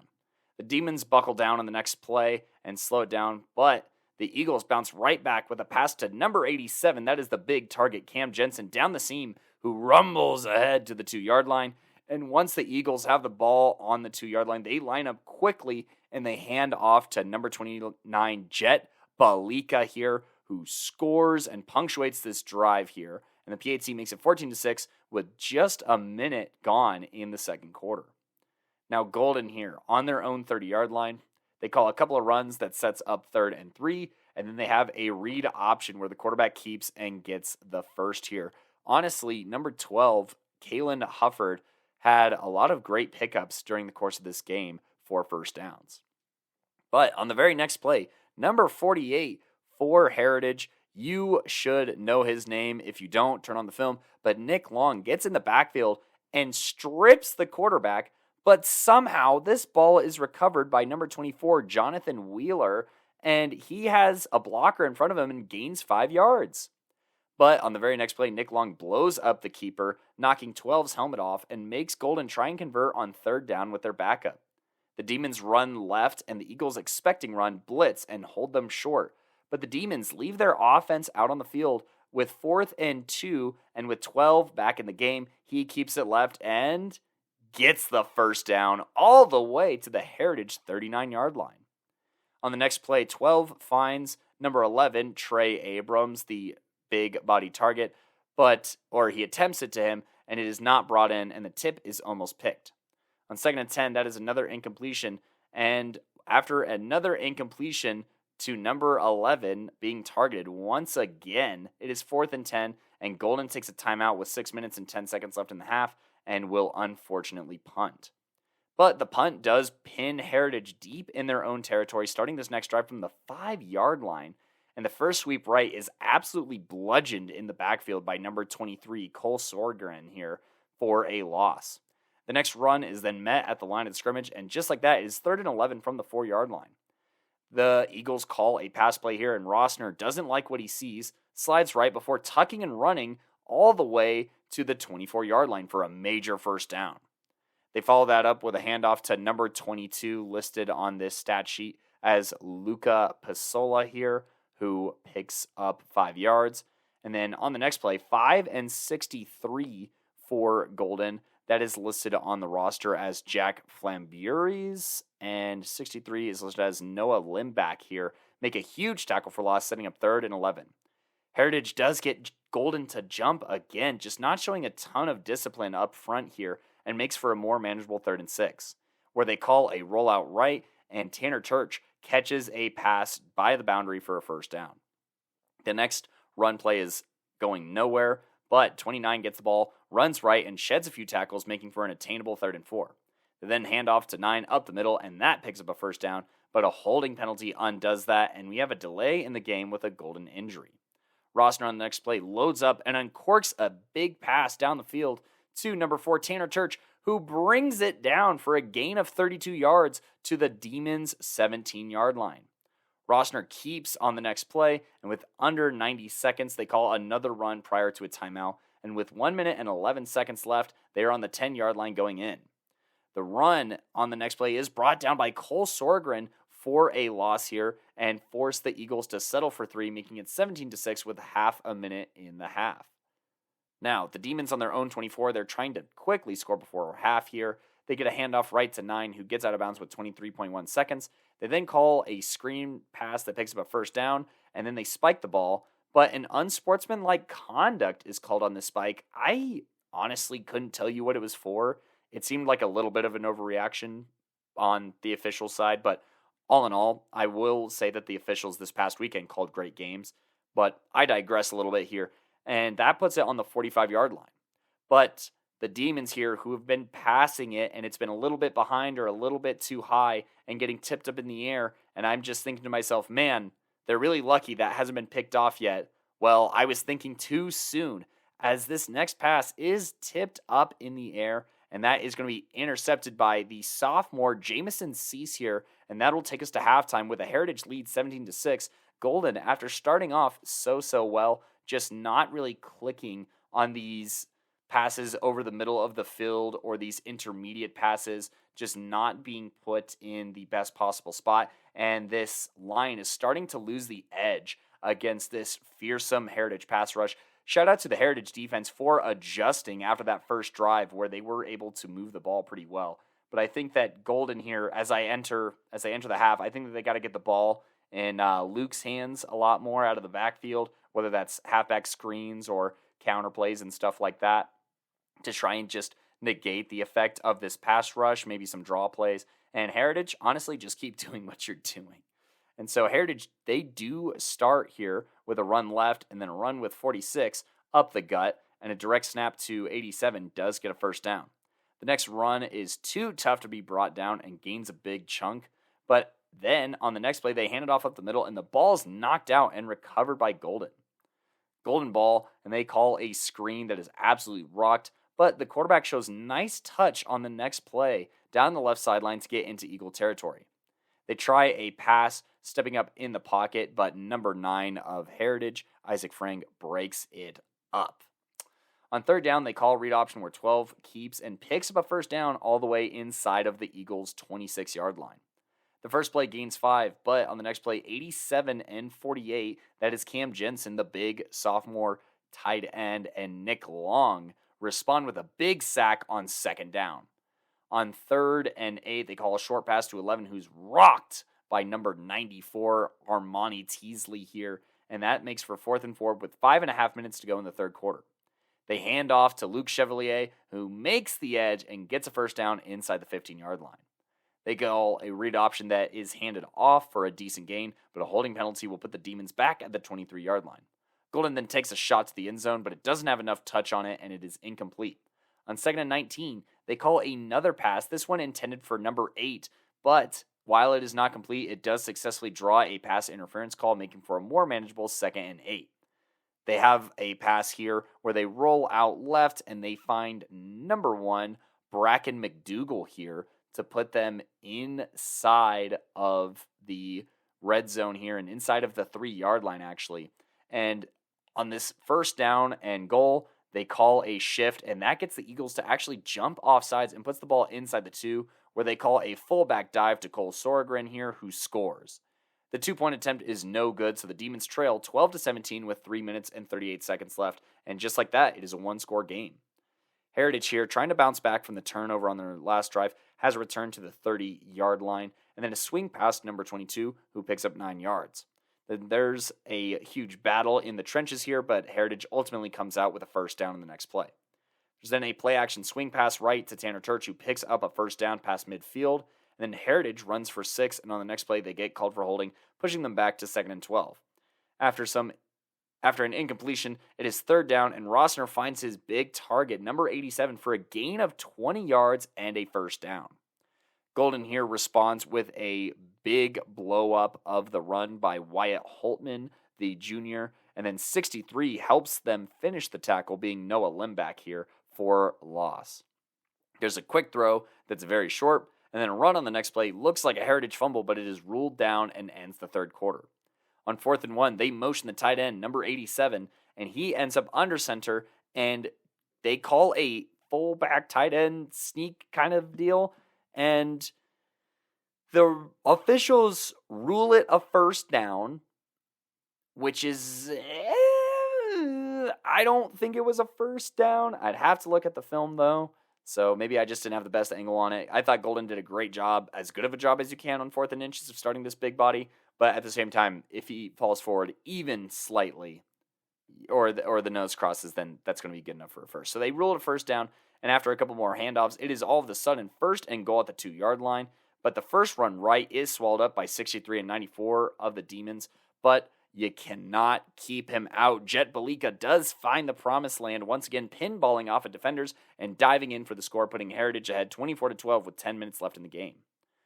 Golden from their own 26 here. They are getting set to pass, but number 94 gets to the quarterback, knocking the ball loose, and that is recovered by 34 of Heritage, giving them the ball in plus territory. Caleb Hardsell on the fumble recovery caused by Armani Teasley here, and all of a sudden they're inside of the 14-yard line. They call Wildcat here and have a direct snap that picks up 3, and then another one that picks up 6. On 3rd and 1, they remain in the Wildcat, and number 29, Jet Balika, shrugs off a couple of tackle attempts and breaks the plane for his hat trick, 3rd touchdown of the day. Heritage now leads 31-12 with 8 minutes and 45 seconds to go. Golden here, man, they are desperate. They're getting desperate. You can feel the desperation here. And on the very first play of the drive, they pass it deep left into double coverage, and it's picked off. But a pass interference was thrown, and Golden will luck out and get the ball at the 44-yard line going in. This next pass attempt left is caught by 11 and sets up Golden inside the 10-yard line. The next pass is incomplete on 2nd down, and it looks like there's some confusion on the route concept, and the pass falls incomplete. On 3rd and 9, there is a play-action pass right that is intended for 8, that is tipped away by 2, and almost caught by another Golden receiver, but not quite brought in. And just like that, they are now facing 4th down, where they call a fade route right, but it is incomplete. And Golden, after driving in under a minute to get into the red zone, comes out empty-handed with no points. Huge part thanks to fantastic coverage by number 2. That is Akil Muhammad, I want to say is how you pronounce that, for the Eagles. Now, Heritage, they're trying to put the game away here, and they're at their own 9-yard line, but the handoff up the middle is clogged. They call a read option, and Rossner keeps left for a first down, but a holding undoes that gain and puts them at the 6-yard line instead. Following another couple of handoffs, Golden will take a timeout with 6 minutes and 9 seconds left in the game, and Heritage will punt, but Jace Winkler with, and I quote from the announcer, "the punt of his life," punts the ball 80 yards and forces Golden to start inside their own 10 at their own 6-yard line. Now, on their own 6-yard line, there's an incompletion and then a quick pass right to 8, who picks up 5 yards. And on the next play, the quarterback gets absolutely clobbered by 48, popping the ball out. They call a helmet to helmet, which will give Golden a first down, but at the cost of their starting quarterback, who is helped off the field.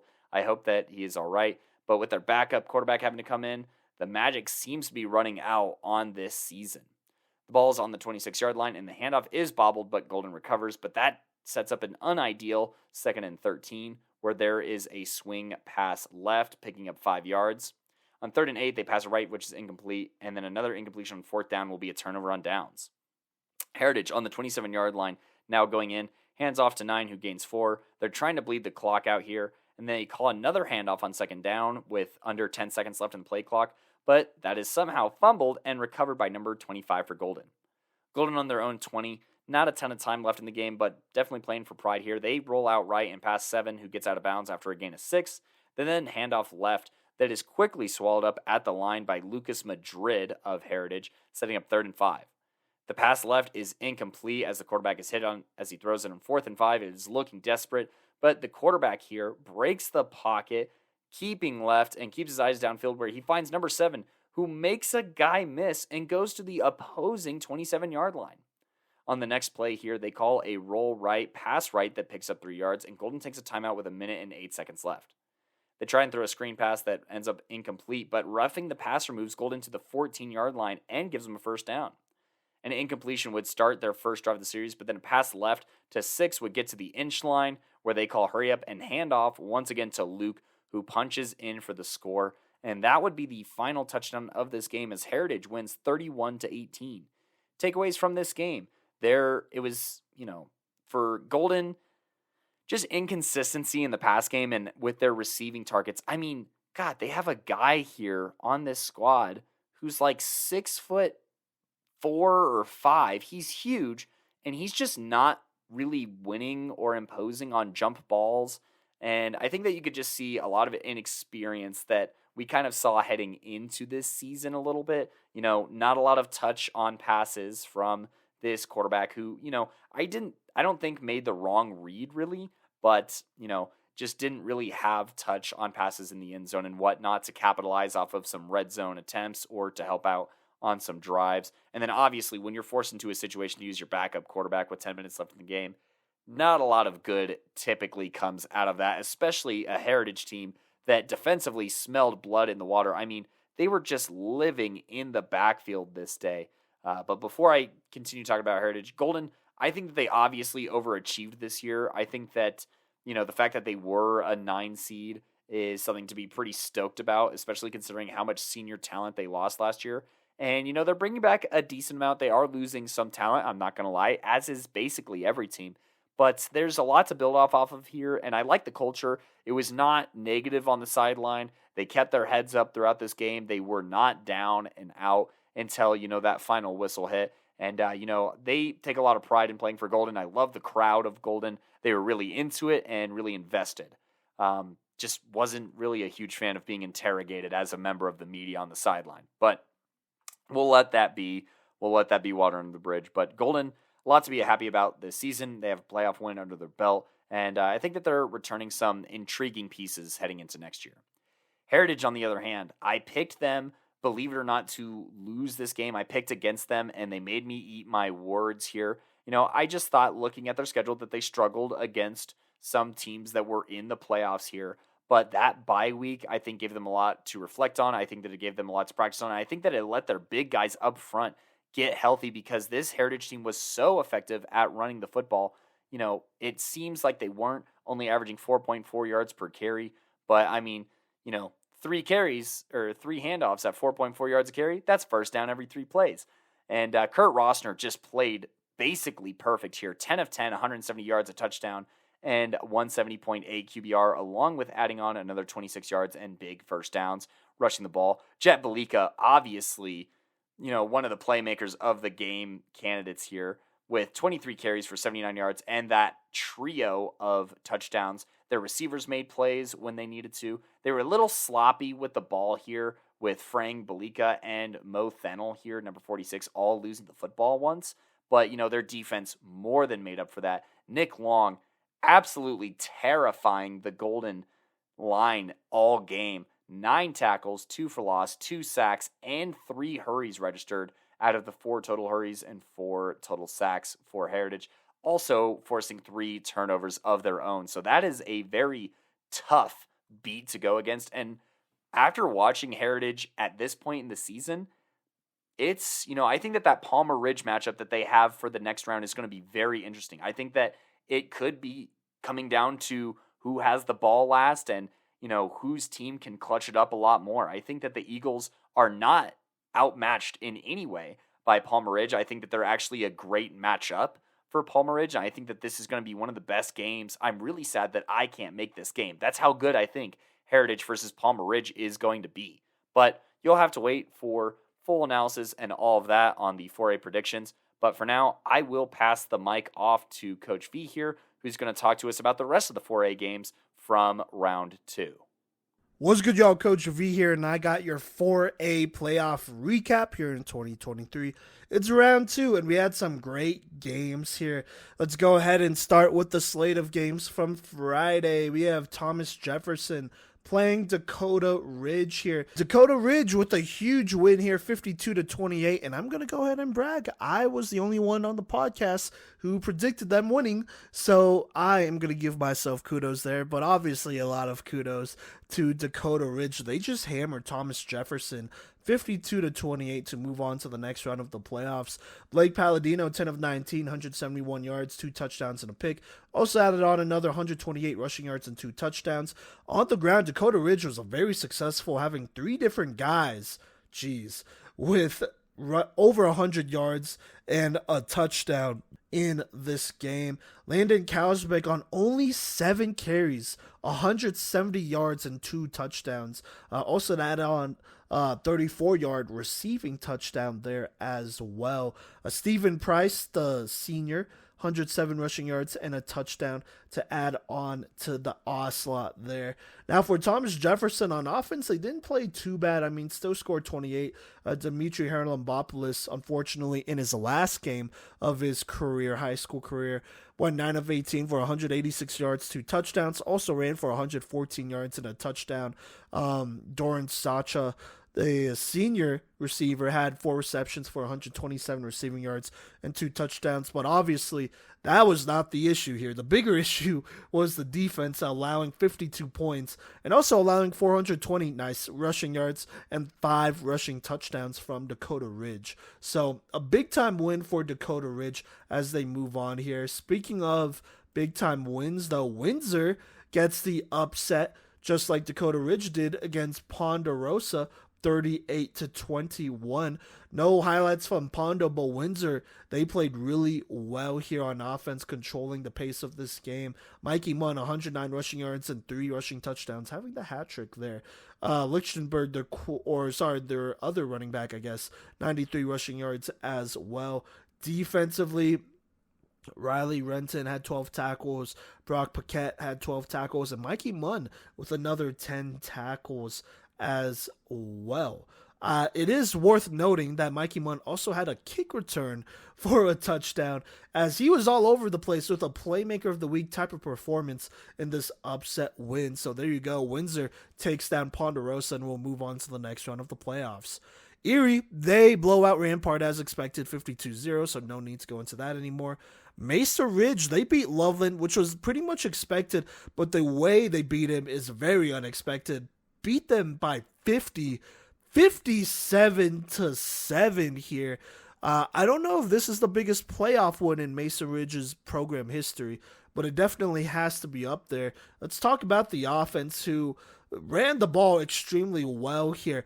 Isaiah Jones, the senior, only 15 carries, but 155 rushing yards and 5 rushing touchdowns. Trayvon Salas adding on another 168 rushing yards and a touchdown, as they just hammer a Loveland defense who is historically pretty good against the run, but not much they could do there, as this Mesa Ridge team just beats them. By the way, Isaiah Jones, their second leading tackler, adding on another 6 tackles here and doing a good job. But yeah, no, this one just out of hand very quickly here. Mesa Ridge looking really strong to start these playoffs. Palmer Ridge does something similar, not like as bad as that, but they do something similar, blowing out Denver South 42-6.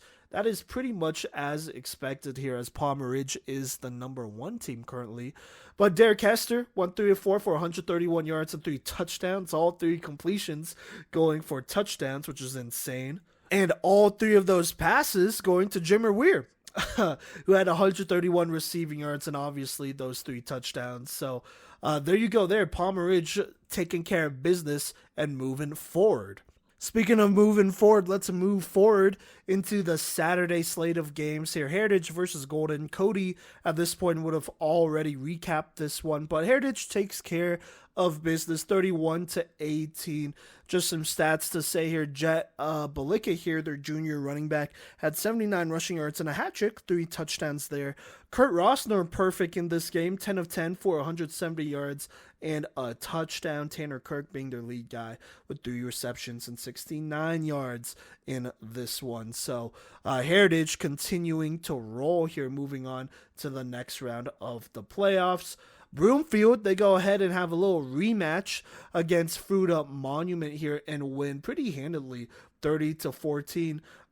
Still looking like the rotating quarterbacks, with Darian Jackson getting the majority, I would say, of passing plays here, which makes it very obvious when they're going to pass it. But he went 11 of 18 for 135 yards, 1 touchdown to 1 pick. C.T. Worley only had 1 pass attempt, but he completed it for 6 yards there. Darian Jackson had 6 carries for 23 rushing yards. C.T. had 6 carry for 59 rushing yards and 2 touchdowns. Also, Elliot Less here had 5 receptions for 72 receiving yards and a touchdown. So Broomfield continuing to rotate who's at quarterback, which makes things interesting and possibly predictable moving forward here. Definitely predictable moving forward here. For Fruita Monument, they played a solid game here. Amari Wilson, 11 of 17, 128 yards and a passing touchdown, but only ran for 10 yards there. Andreas Palafox was their lead guy with 73 yards, as the defense for Broomfield played very well and shut down the run. On to our last game here. Montrose plays Pueblo West. Pueblo West having to go to Montrose here. No stats here, but Montrose wins this one in a close one, 35-28 here. What's interesting, though, was that Montrose was up 28-0 at half, but Pueblo West would begin to put together some very good plays here. It would be 35-7 actually going into the fourth. Pueblo West would then get a 65-yard passing touchdown to make it 14-35. Following that, they would get the ball back here, and they would score a rushing touchdown with 3 minutes left to make it 21-35 here. And then Pueblo West would get another passing touchdown with 2 minutes left to make it 28-35. I assume they would kick an onside kick, but it was no good there. And so Pueblo West loses to Montrose 35-28. Hey, if Pueblo West just passed the ball earlier, at least more often, then they probably would have won it. Instead, they lost by a touchdown after a 21-point fourth quarter. So another heartbreaking loss, but, this is, I don't know. Pueblo West has lost this way a lot before, so there you go there. But that is your 2023 Round 2 4A playoff recap of Colorado high school football. All right, Coach V here, and I'm here to talk about your 4A Round 3 predictions. Going into the Elite 8, we have some pretty good matchups here. So let's just go ahead and hop into it, starting with Palmer Ridge versus Heritage. Heritage having to go to Monument to play them here. Let me go ahead and say what Gino, Gideon, and Cody think about this. But Gino's going with Palmer Ridge. He says the Grizzlies are championship bound in my eyes. Heritage is not a fun round 3 opponent. And sorry, I think Gino means Bears, not Grizzlies. But anyways, he says Heritage is not a fun round 3 opponent. That win over Golden makes me think they could make it close, but I still have Palmer Ridge winning here by 10. Gideon is also going with Palmer Ridge. He said the Bears are one of 4 SoCo teams, Southern Colorado teams, left in the 11-man playoff brackets, and they are certainly the best. Heritage, while good, is outmatched on nearly every position except tight end and defensive end, even then, it's close between TJ Mabe and Camden Jensen. Nick Long may be the decider here, but I think the Bears reach the Final Four once again. Cody will also go with Palmer Ridge. He said this game is going to be awesome, and I wish I could be there. That being said, this game could go either way, but the Bears have not shown any cracks in the armor yet, and will be why I sway that way. And I will also go with Palmer Ridge here just to sweep it here. Look, Palmer Ridge, as long as they are healthy, I think that's the key thing. They should go to state, and they should have a good chance of winning it, honestly. But we'll see. We'll definitely see. I know TJ Mabe has been a little bit banged up, but if he's available for this game, I think it's going to be really hard to stop this Palmer Ridge offense. And then defensively, they're going to be really good, per usual. And it's also a very experienced squad as well, which you got to keep in mind. Moving on here, we got Broomfield versus Mesa Ridge. Broomfield hosting here, so I feel like that's going to be a pretty big deal. Let's go down the line, starting with Cody. He's going with Broomfield in this one. The Eagles are somebody that have been here before, and I think that their physicality will be the edge, as Mesa has lost games to teams that are a bit more physical in the regular season. Gideon says this: I love Mesa Ridge, I do. However, I don't know how much Isaiah Jones can do here. Broomfield has that championship DNA that is hard to replicate. I take Broomfield by 14, but don't be surprised if the Grizzlies catch up. Gino is also going with Broomfield. He said, I think that ultimately Mesa Ridge will have a hard time to do much damage against that Broomfield defense.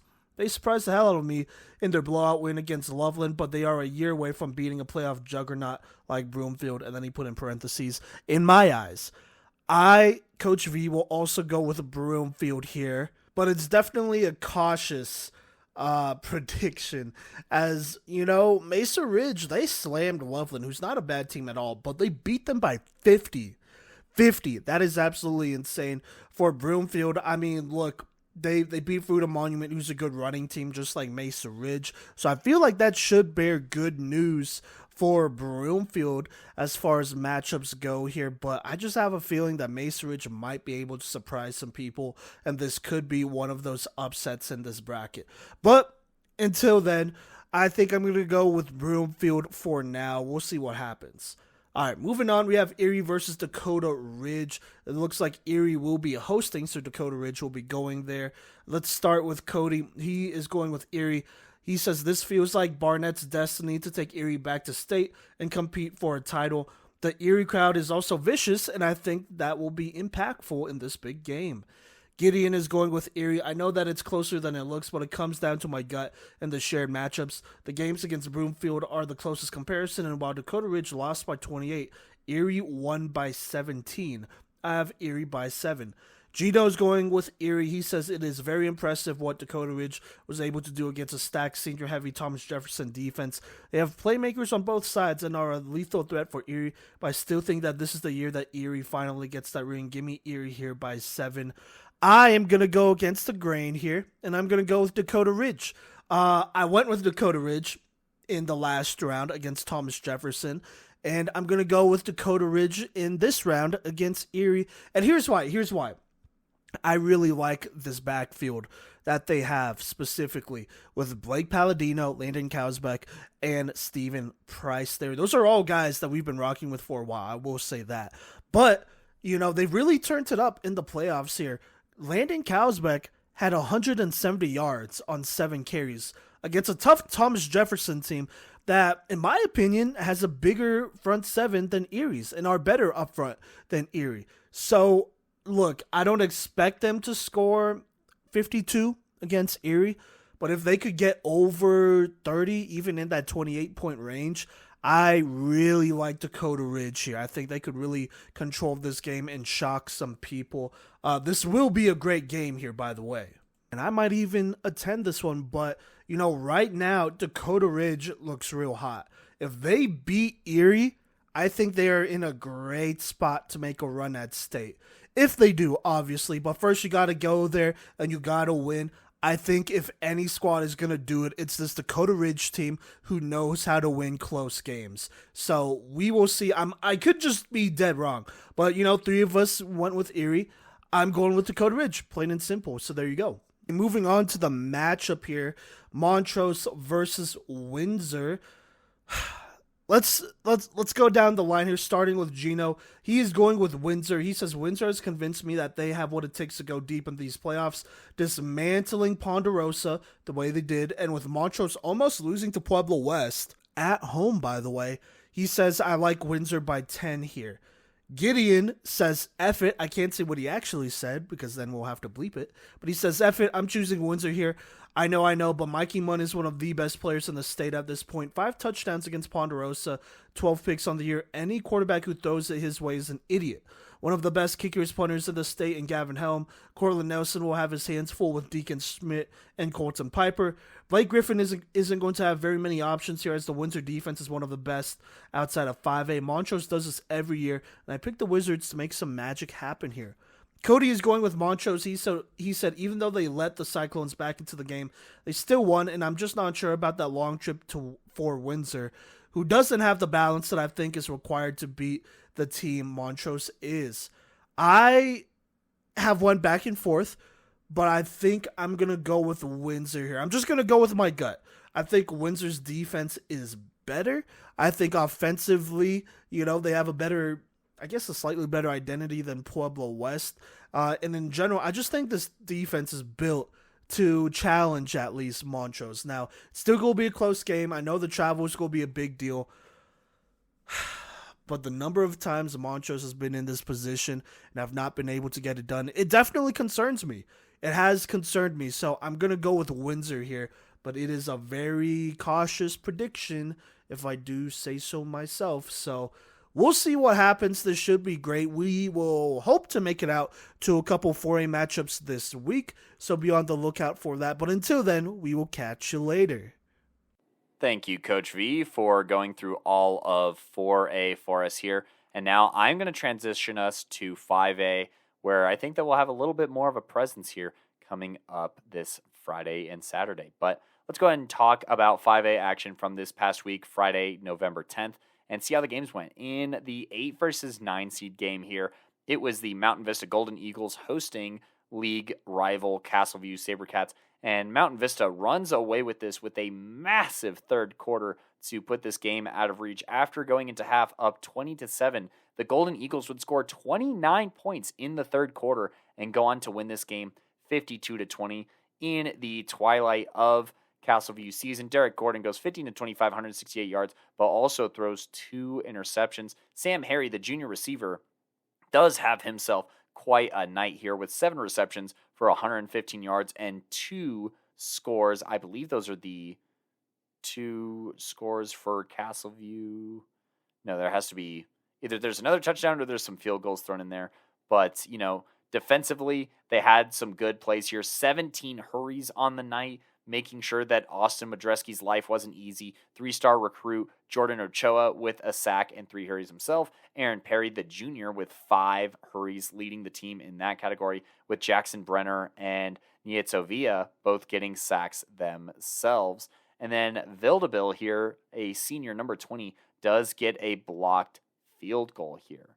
So, that was a big night, and Sam Harry actually being the driving force, keeping them in this game with a 98-yard kickoff return here for his hat trick of the night. All 3 touchdowns brought to you by Sam Harry, so that is definitely a player to watch for next season. Him, Derek Gordon, both juniors here, looking ahead to next season, just talking about next season a little bit here. Jackson Brenner, who was very solid, Aaron Perry, all of those guys are juniors. They will be losing, obviously, some top-end talent in like Jordan Ochoa, very solid middle linebacker in Nietzsche Villa, and also guys like Ryder Smith and whatnot. So congratulations to the seniors at Castleview that helped this team really, I think, build an awesome culture here and, competed to the very end.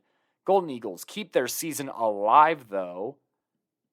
Madskillz, 30 of 36 for 306 yards, 3 touchdowns, no interceptions. And junior running back Jack Blyce here, 19 carries for 138 yards and a hat trick of his own running the football here. Everything was clicking, and the ball got spread out to 7 different receivers, with Mac, Reese, and Sammy Brown all being on the receiving end of scores here. Defensively, like I said, they had a very good night. I think Ja'Kai Mack, one of the best playmakers from this entire week, definitely a Playmaker of the Week candidate, had 2 interceptions for 96 interception return yards, taking one of those back to the house and making for his second total touchdown of the night. The Golden Eagles, like I said, win this game 52-20 and will face off against the winner of Legacy and Cherry Creek. So let's go ahead and talk about how that game went. Go ahead and jump to the 1 versus the 17 seed here. Cherry Creek would end up clutching this game 31-7 here, possessing the football for 26 minutes to Legacy's 21 and forcing 2 Kirchhoff interceptions here. This defense is just so suffocating with all the different guys that they have to make plays. I mean, Jake Howell, T.I., and Keegan Perea all got sacks in this game. You also have guys like Exodus Johnson racking up 5 tackles, Jake Howell 15 tackles and a tackle for loss. Keon Johnston here with a tackle for loss from the cornerback position. And then Martinez and Jaden Spencer both notching interceptions, as well as Jake Howell forcing a fumble and recovering it himself. Jake Howell putting on an absolute clinic on the defensive side of the football here in Creek's 31-7 win. The Creek offensive line continuing to open up lanes here. Jaden Fox, the sophomore, it was his turn, running for 93 yards. And surprisingly enough, there is no sign of Jordan Heron. I'm not sure if that was a rest thing or if it's an injury. So that is something to kind of monitor heading into round 2. Brady Vodka playing a great game, 15 of 23, 189 yards, and 2 scores through the air, and not really having to do the most on the ground. Finding Max Lovett 5 times for 109 yards, the sophomore sensation, also finding pay dirt there, and then also finding his senior target, Dawson Johnson, as Creek moves on to face the Golden Eagles in round 2. Moving along in Friday action here that was super loaded with upsets. We're going to steer away from those upsets initially, though, and talk about this Pine Creek Denver East game. Pine Creek wins this one 41-24 on the heels of nearly 400 rushing yards from the duo of Jonathan Core and Mason Miller.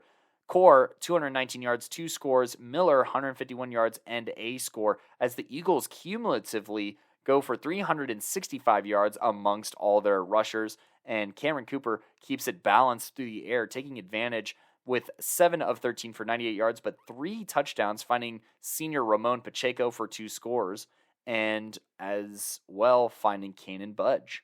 Ramon Pacheco, definitely a Playmaker of the Week candidate here, having not only caught 2 interceptions, but also 2 touchdowns, getting it done on both sides of the football, showing just what a special athlete he is. And this defense through and through was quite violent here tonight. Like I said, forcing those 2 interceptions and getting a handful of TFLs, holding the Angels offense to, under 100 yards of rushing here. Wes Dua does find the end zone twice in the East Angels effort, and McDonald does pass for a touchdown in 250 yards, but his completion percentage is just really hard to come by with that great secondary that Pine Creek has playing right into their strengths here.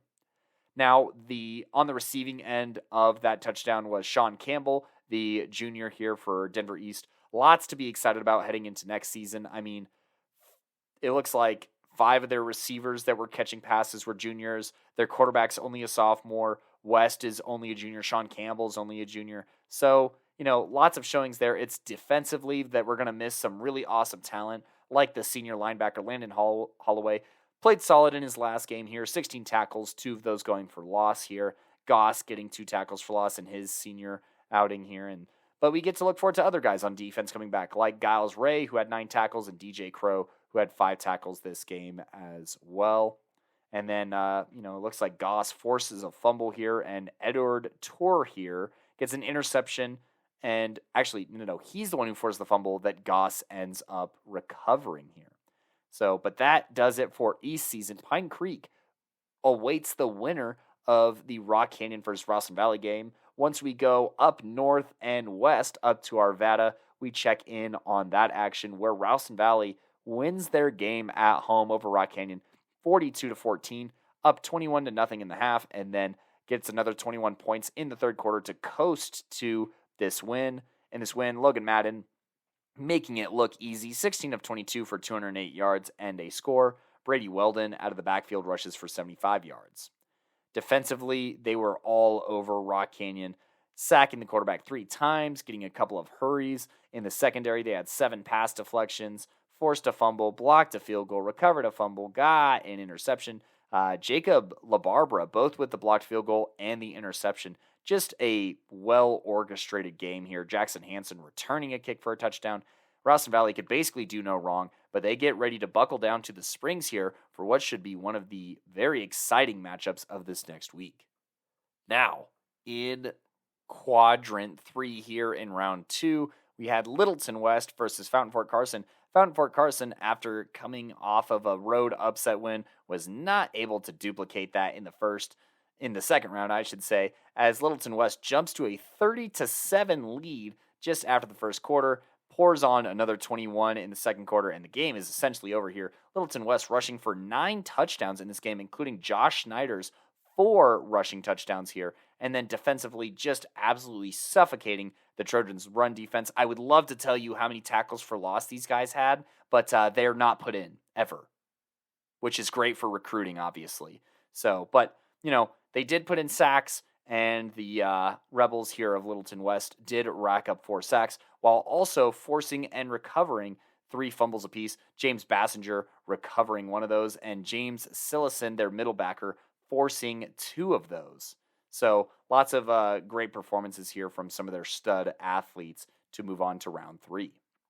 They await the winner of Legend versus Valor here. Legend, the 10 seed, travels into Valor for this game and comes out on top in a very close game here. Heading into the fourth quarter, it was 14-10 Legend. Valor got a field goal, but that would not be enough as Legend gets 6 points and wins this game 20-13 here. A lot of these stats are very, very close. When we look at first downs, Valor had 16 to Legend's 14. When we look at possession time, it's 24 minutes and 4 seconds to 23 seconds and 56 seconds. So honestly, very, very close game, very gritty win for the Titans here. But man, did they have the work cut out for them as Blake Kershke finds pay dirt, 5 carries for 55 yards and a score. Asher Weiner playing somewhat efficiently through the night, going 14 of 26 for 184 yards and throwing a long of 41. But really struggled to score outside of that for Valor. Now, defensively, they did have their moments, 5 tackles for loss. We're looking at Gage Bachman, senior who got in the backfield. Garrett Dial and Bachman both got sacks in that game. And then you also had senior efforts from Dial, who caused and recovered a fumble. And then a junior contribution of Jack Brown getting an interception. For the Valor Christian Eagles, they have a lot of turnover this year, probably even more than last year, honestly. Asher Weiner, senior quarterback, will be crossing the stage. I don't know who's up next for them. Gabe Sawchuk, maybe that's for the best, is graduating, and Blake Kershke as well. They will be welcoming back a very talented sophomore receiver in Cash Spence, who in this game had 6 receptions for 67 yards. So there's a future security blanket for whoever is next. Now, defensively, they will be losing, some pass rushing. Like I said, Gage Bachman and Garrett Dial, both seniors in this case.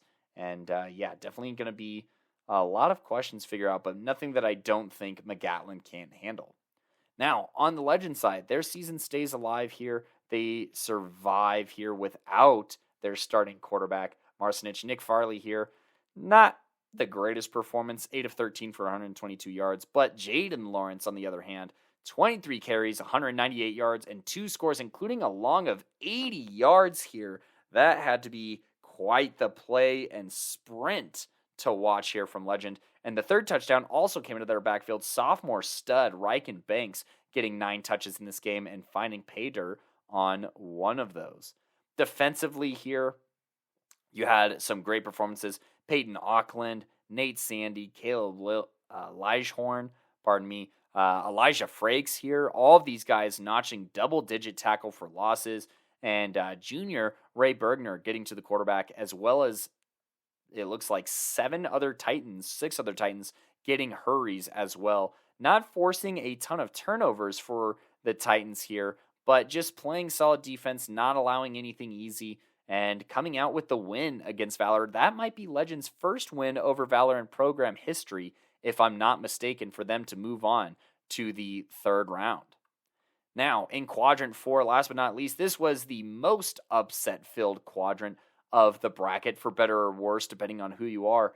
Grandview, on a last-second touchdown throw to Donovan Vernon, beats Regis Jesuit in a major upset, scoring 12 points in the fourth quarter to win 25-23 over Regis. No stats input for Regis after this game, but I think it's very obvious to see that maybe they weren't able to run the ball as effectively as they had hoped they'd be able to, and that's huge, thanks in part to huge efforts from Brandon Kerr, 10 tackles, and Liam Zarka playing both sides of the football, getting 2 tackles, but both of them being for loss. And it looks like Wakalanji here, in Congolo that is, had 6 tackles in this game. And then another two-way player in Zay Nieto here gets a pass deflection as well. So, but it was the offensive efforts of Liam Zarka here, finding Zay on the offensive side 6 times for 95 yards, and through the air 20 of 28 for 174 yards and a touchdown, and then rushing for 59 yards and 3 scores, being responsible for all of the Grandview touchdowns in this upset win on the road against Regis.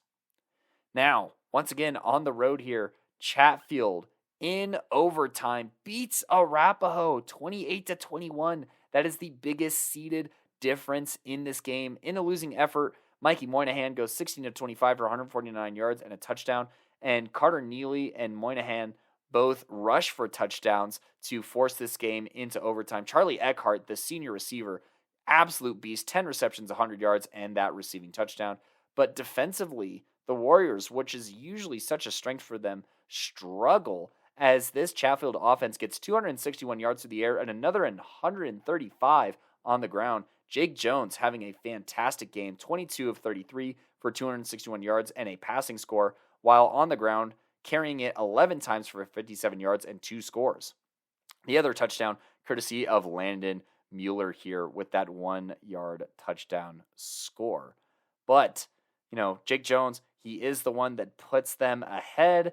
Carter Neely does score that touchdown, but in overtime, that was the Chargers here coming out on top. So, and, in this game, some solid defensive performances for Chatfield as well. Nate Helms, the sophomore, 2 tackles for loss in this dub, and then a couple of hurries and a pass deflection here to survive. But really, that touchdown in overtime that lifts the Chargers ahead and charging ahead into round 3 versus Grandview here. That's going to do it for the 5A recap. Go ahead and tune in a little bit later where I talk about the Playmakers of the Week from every classification, as well as the Game of the Week Playmaker chosen by our little committee here. But before I do that, I am going to do a little shout out here to my guy, Coach Vaz, who's going to tell you about his off-season program, or I'm going to tell you about his off-season program with his words. And then Simon is going to talk about our recap here on how we did in round 2/3A round 1 predictions. But before I jump into all of that, there is one last little segment here about 5A that we get to talk about, and that is predictions for round 3 here. So let's go ahead and just jump right into it here. The very first game we're going to talk about is Cherry Creek versus Mountain Vista here.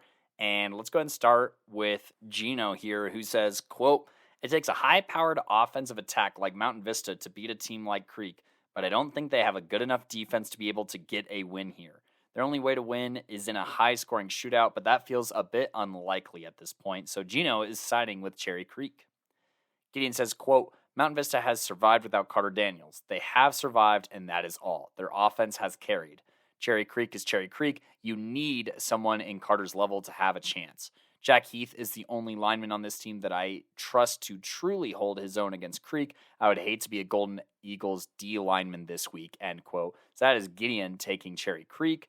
Coach V says, quote, Cherry Creek, Mountain Vista's defense without Carter Daniels is really concerning. On top of that, this Cherry Creek defense has succeeded against many of the best quarterbacks in the state the past couple of years.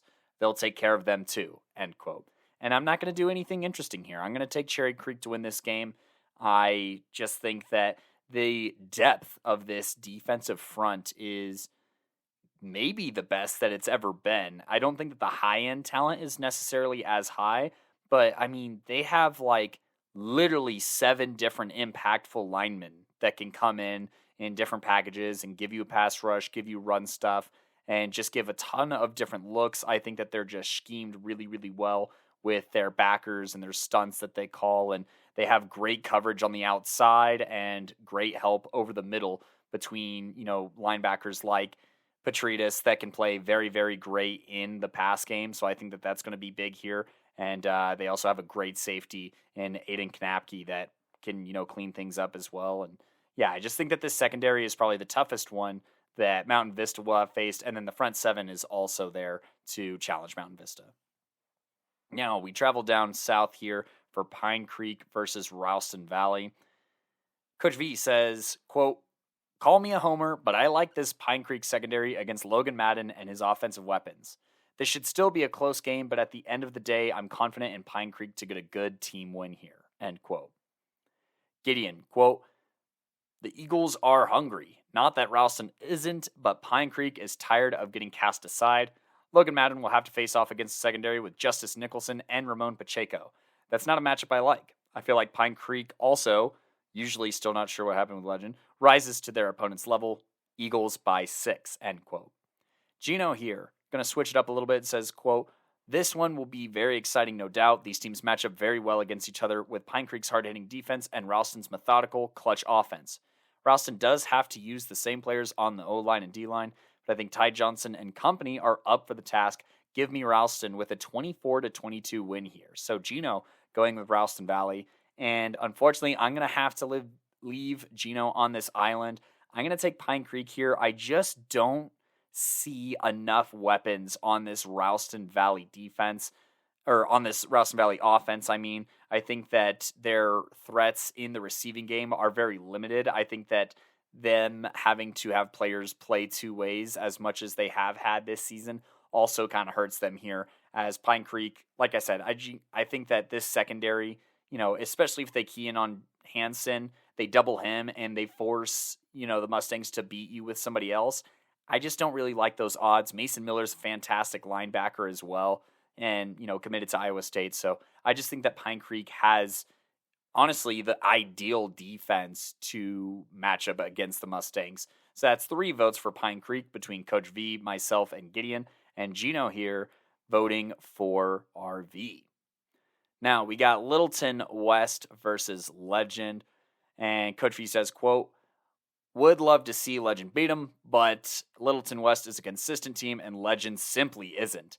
It's not impossible for Legend to win, but I'm going with the more consistent team, end quote. And Gideon, speaking of consistency, you're going to hear this over and over again here. Gideon saying, quote, Littleton West varsity football team, the Rebels are such a consistent team. You can't really say anything, but that they are consistently good. Legend has had their ups and downs. If they play like they did against Pine Creek, the Titans have a chance. If they play like they did against Regis, then that's an oof. And with that question mark, that Littleton West just doesn't have, I have to go with the Rebels, end quote. Gino also taking Littleton West here and saying, quote, Legend simply isn't consistent enough, and the quarterback limbo going on this late in the season worries me a ton. Littleton West has shown enough for me to think they should definitely walk away with a win here, end quote. And I'm going to say the same thing. I had Littleton West making it to the championship because they are just such a model of consistency. And, I think that legend, especially, I don't have a ton of confidence in Fairleigh Farley at quarterback. And, I think that if they have to become one-dimensional through Jaden Lawrence like they kind of did to beat Valor, that's not going to work. That don't work against, this Rebel defense. So that's 4 votes for Littleton West here. Now, in the final matchup of 5A, we got Chatfield versus Grandview, and this is a really polarizing one here. Coach V's going to say, quote, both teams pulled off great upsets, but Chatfield pulled off one of the best ones we've ever seen. Their defense with Goose, Dagan, and Avery DeWeese matches up well with what Liam Zarka and company will do. Zarka won't go down without a fight, but I trust Chatfield to keep it rolling here, end quote. Gideon says, quote, damn was I wrong about A-Rap. I really like what the Chargers have, even without Micah, and their defense has clutched up. I wouldn't be surprised if Grandview got it, but I feel like Chatfield has a slight edge. Plus, Chatfield has played in a championship much more recently, so they are steeled to this type of thing, end quote. Gino here, the homer, says, quote, Liam Zarka is the truth, and he is clutch as heck.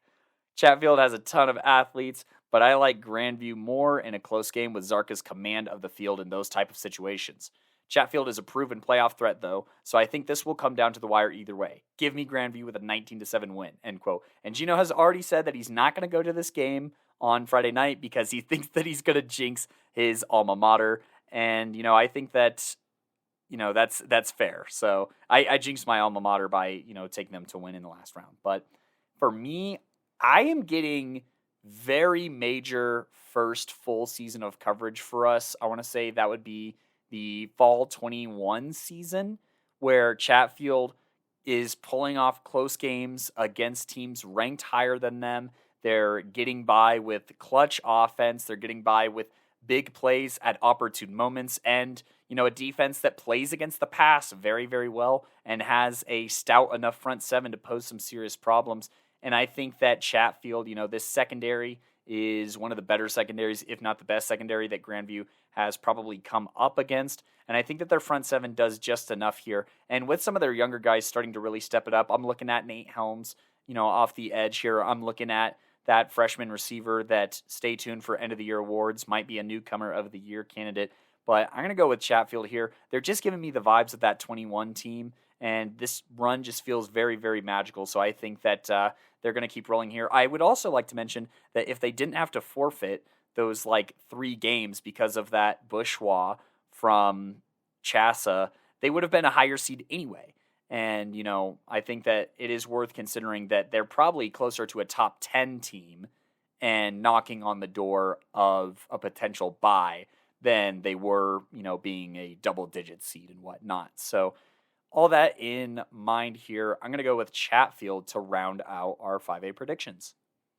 So do you want to know what the best kept secret in running back training is? It's Madskillz RB1 Training. Coach Voss is flipping the script and leveling up running back training in Colorado by implementing his proven, nationally recognized system of training. Don't be fooled by the name. Quarterbacks and receivers become fundamentally sound juke artists as well with his training. It's evident the athletes he trains love him. Each progressive training session arms the athlete with a new skill set that prepares them to be shifty, powerful, and elusive. Parents love Coach Voss because with his training, they receive free college recruiting tips, no contracts, and no drama. Message him on Instagram at Madskillz_RB1 Training or at Coach Cut Creator on Twitter, X, for more information.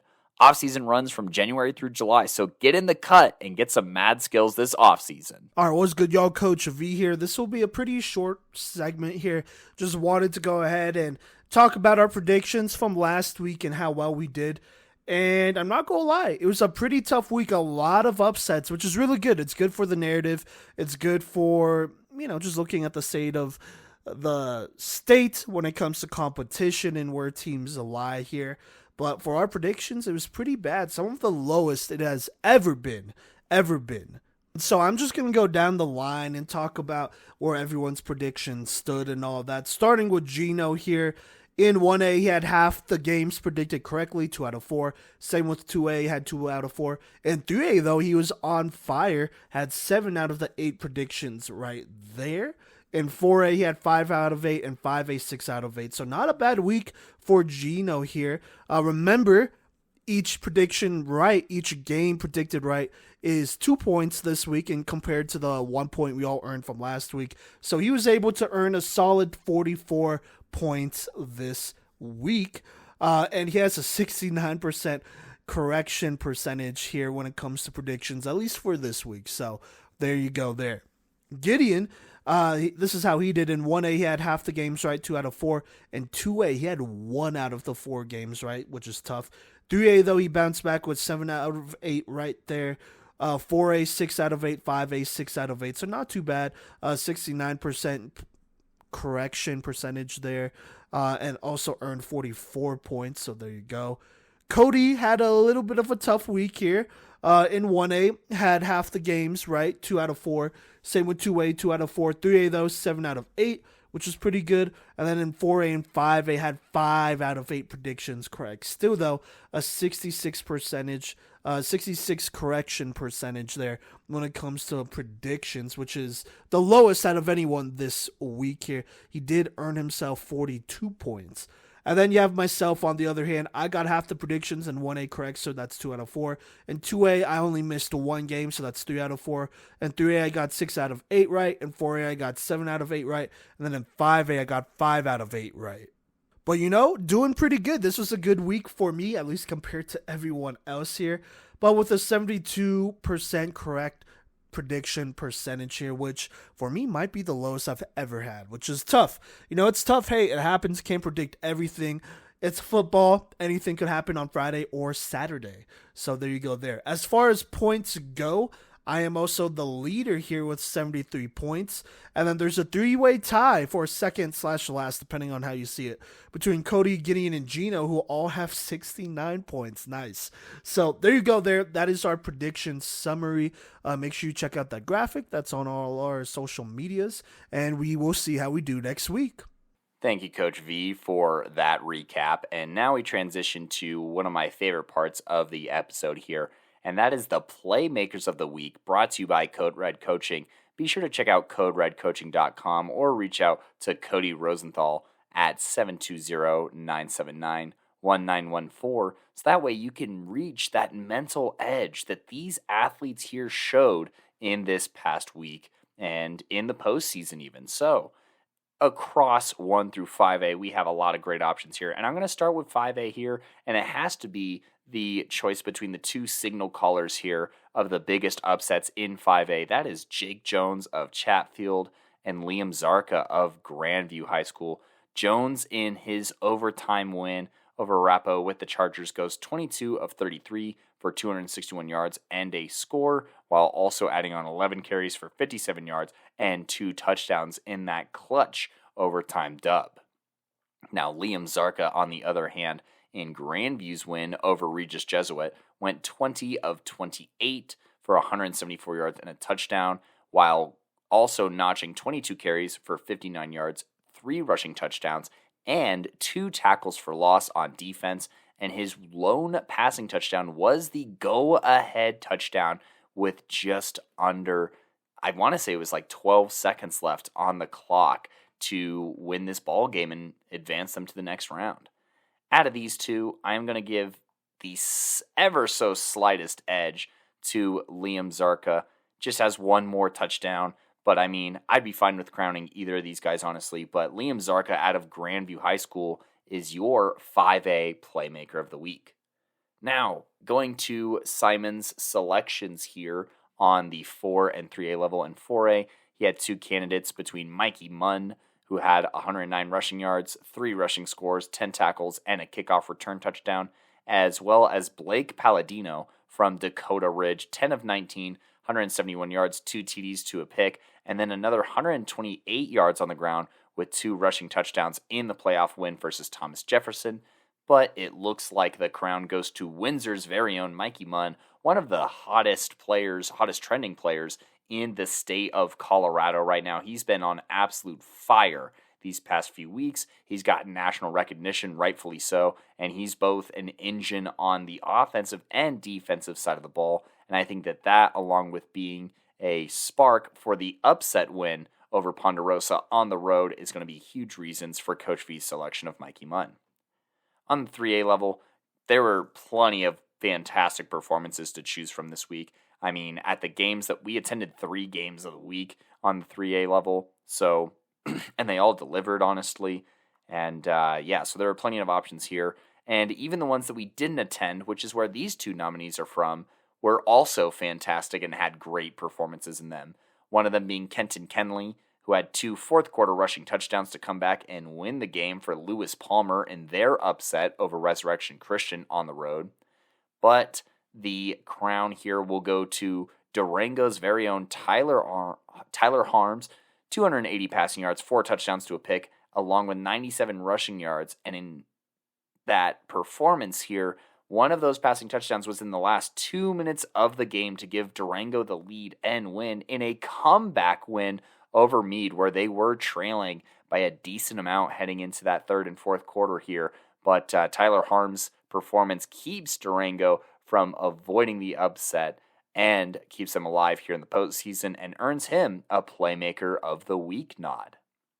Now, we're going to jump to Gino here, our 2A specialist here, who had a couple of good options here. One of them being Talon Hewlett out of Delta, 127 yards on 23 carries. 127 carries is not possible in a game. But anyways, 127 yards on 23 carries. And then defensively also just being rock solid, 17 tackles and a close win over TCA. The other nominee would be Rifle's very own Logan Gross, just racking up these nominations throughout the entire season. 21 carries for 223 yards and 3 scores, along with 7 tackles in that close win over University. And on top of his multiple candidacies and nominations, he gets another nod here for 2A Playmaker of the Week, being Logan Gross out of Rifle. And on the 1A level, Gideon has 3 choices here. And going from top to bottom, we have Keon Bandy out of Lyman, 109 rushing yards, 3 rushing touchdowns, along with 60 receiving yards, 11 tackles, and an interception in their big win over Banning Lewis. Now, out of Meeker here, Cade Blunt came to play and impress with 75 rushing yards, 3 rushing touchdowns, and then defensively 10 tackles, a tackle for loss, and a 41-yard punt as well. So a little bit of special teams, a little bit of defense. We have all 3 phases of the game here for Cade Blunt. And then Casey Midcap out of Ray had 62 pass yards, 2 passing touchdowns, 116 rushing yards, 2 rushing scores, along with 36 kickoff return yards, 9 tackles, a pass deflection, a hurry, 101 punt yards in 2 punts, and the upset dub over Holyoke and the revenge dub over Holyoke. Now, if that extensive explanation of everything that he didn't answer the question for you, that is because you did not see it coming. Casey Midcap, the 1A Playmaker of the Week out of Ray High School. So, the Playmakers of the Week, once again, brought to you by Code Red Coaching. Be sure to visit CodeRedCoaching.com or give 720-979-1914 a call. And that way, you could obtain the mental aptitude of these following Playmakers of the Week on the 1A level. Casey Midcap out of Ray High School in that upset win over Holyoke on the road. 2A, we got Logan Gross here out of Rifle. 3A, we got Tyler Harms out of Durango. 4A, we got Mikey Munn out of Windsor in that upset win over Pondo. And in 5A, we have the upset-led squad of Grandview's quarterback, Liam Zarka, 20 of 28, 174 yards, touchdown, and 3 rushing touchdowns, and 2 TFLs, just doing whatever was needed to continue to keep his senior season alive.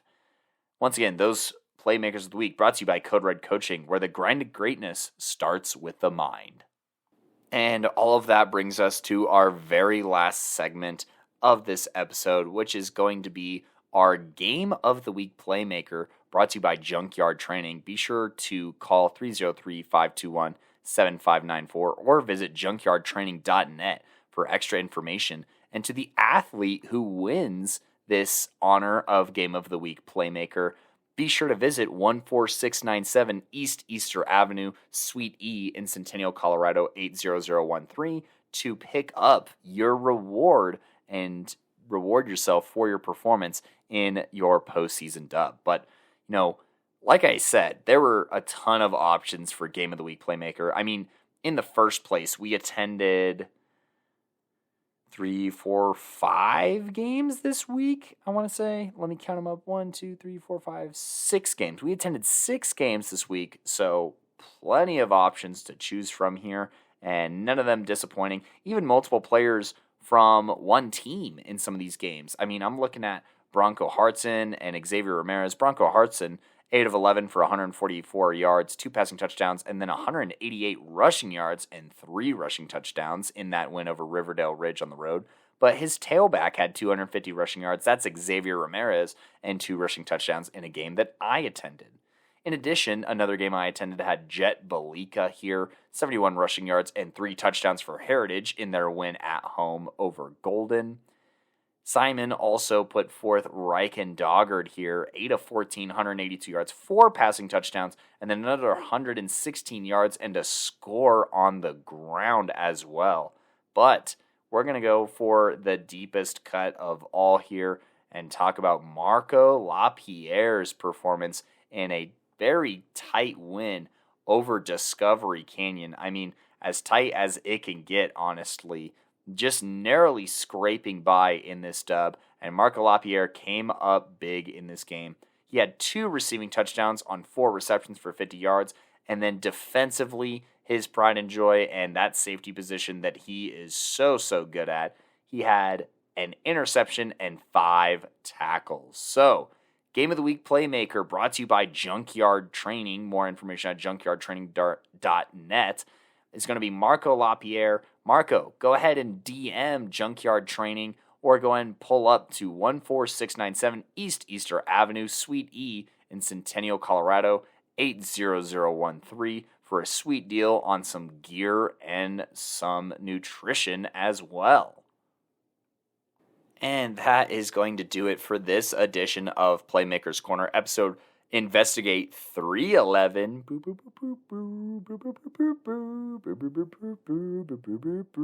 If you know, you know. But if you also don't know where to find us on social media, also listen for that. We are on Instagram at Playmakers Corner, on TikTok, posting highlights of the games we attended at Playmakers Corner. We are also on Facebook, Playmakers Corner. We post these episodes under the moniker of Playmakers Corner on Spotify, Apple Podcasts, Google Podcasts, or basically anywhere you listen to podcasts. So be sure to follow us on any of those, subscribe to us on YouTube, and turn on notifications so you get notified whenever we have a new episode come out. You could also find plenty of fun content, such as our end of the year award polls, where you, the fans, get to vote on Newcomer of the Year for the best freshman in each classification out of our nominees, Offensive Playmaker of the Year, Defensive Playmaker of the Year, Most Valuable Playmaker, and our newest category added just this season, Coach of the Year. So go ahead and put in the fan vote to determine who wins that vote, and then that will be counted along with Coach V, myself, Gideon, Gino, and depending on the classification, different members of Colorado football media to crown who the winner of each of these categories is. So that is the word on the street right now. We got 3A polls going this week, but we will have 4A the next week and 5A the following week, and we have end of the year award shows. So stay tuned for those episodes. We still have recaps as we are hitting the peak of Colorado football here in this postseason as we get closer and closer to determine who is going to be state champions for each classification. And be sure to interact with us on all those social medias at Playmaker Corner on X/Twitter. And thank you so much for tuning in. I have been your showrunner, joined by Gino, Gideon, and Coach V, and we're signing off on episode 311.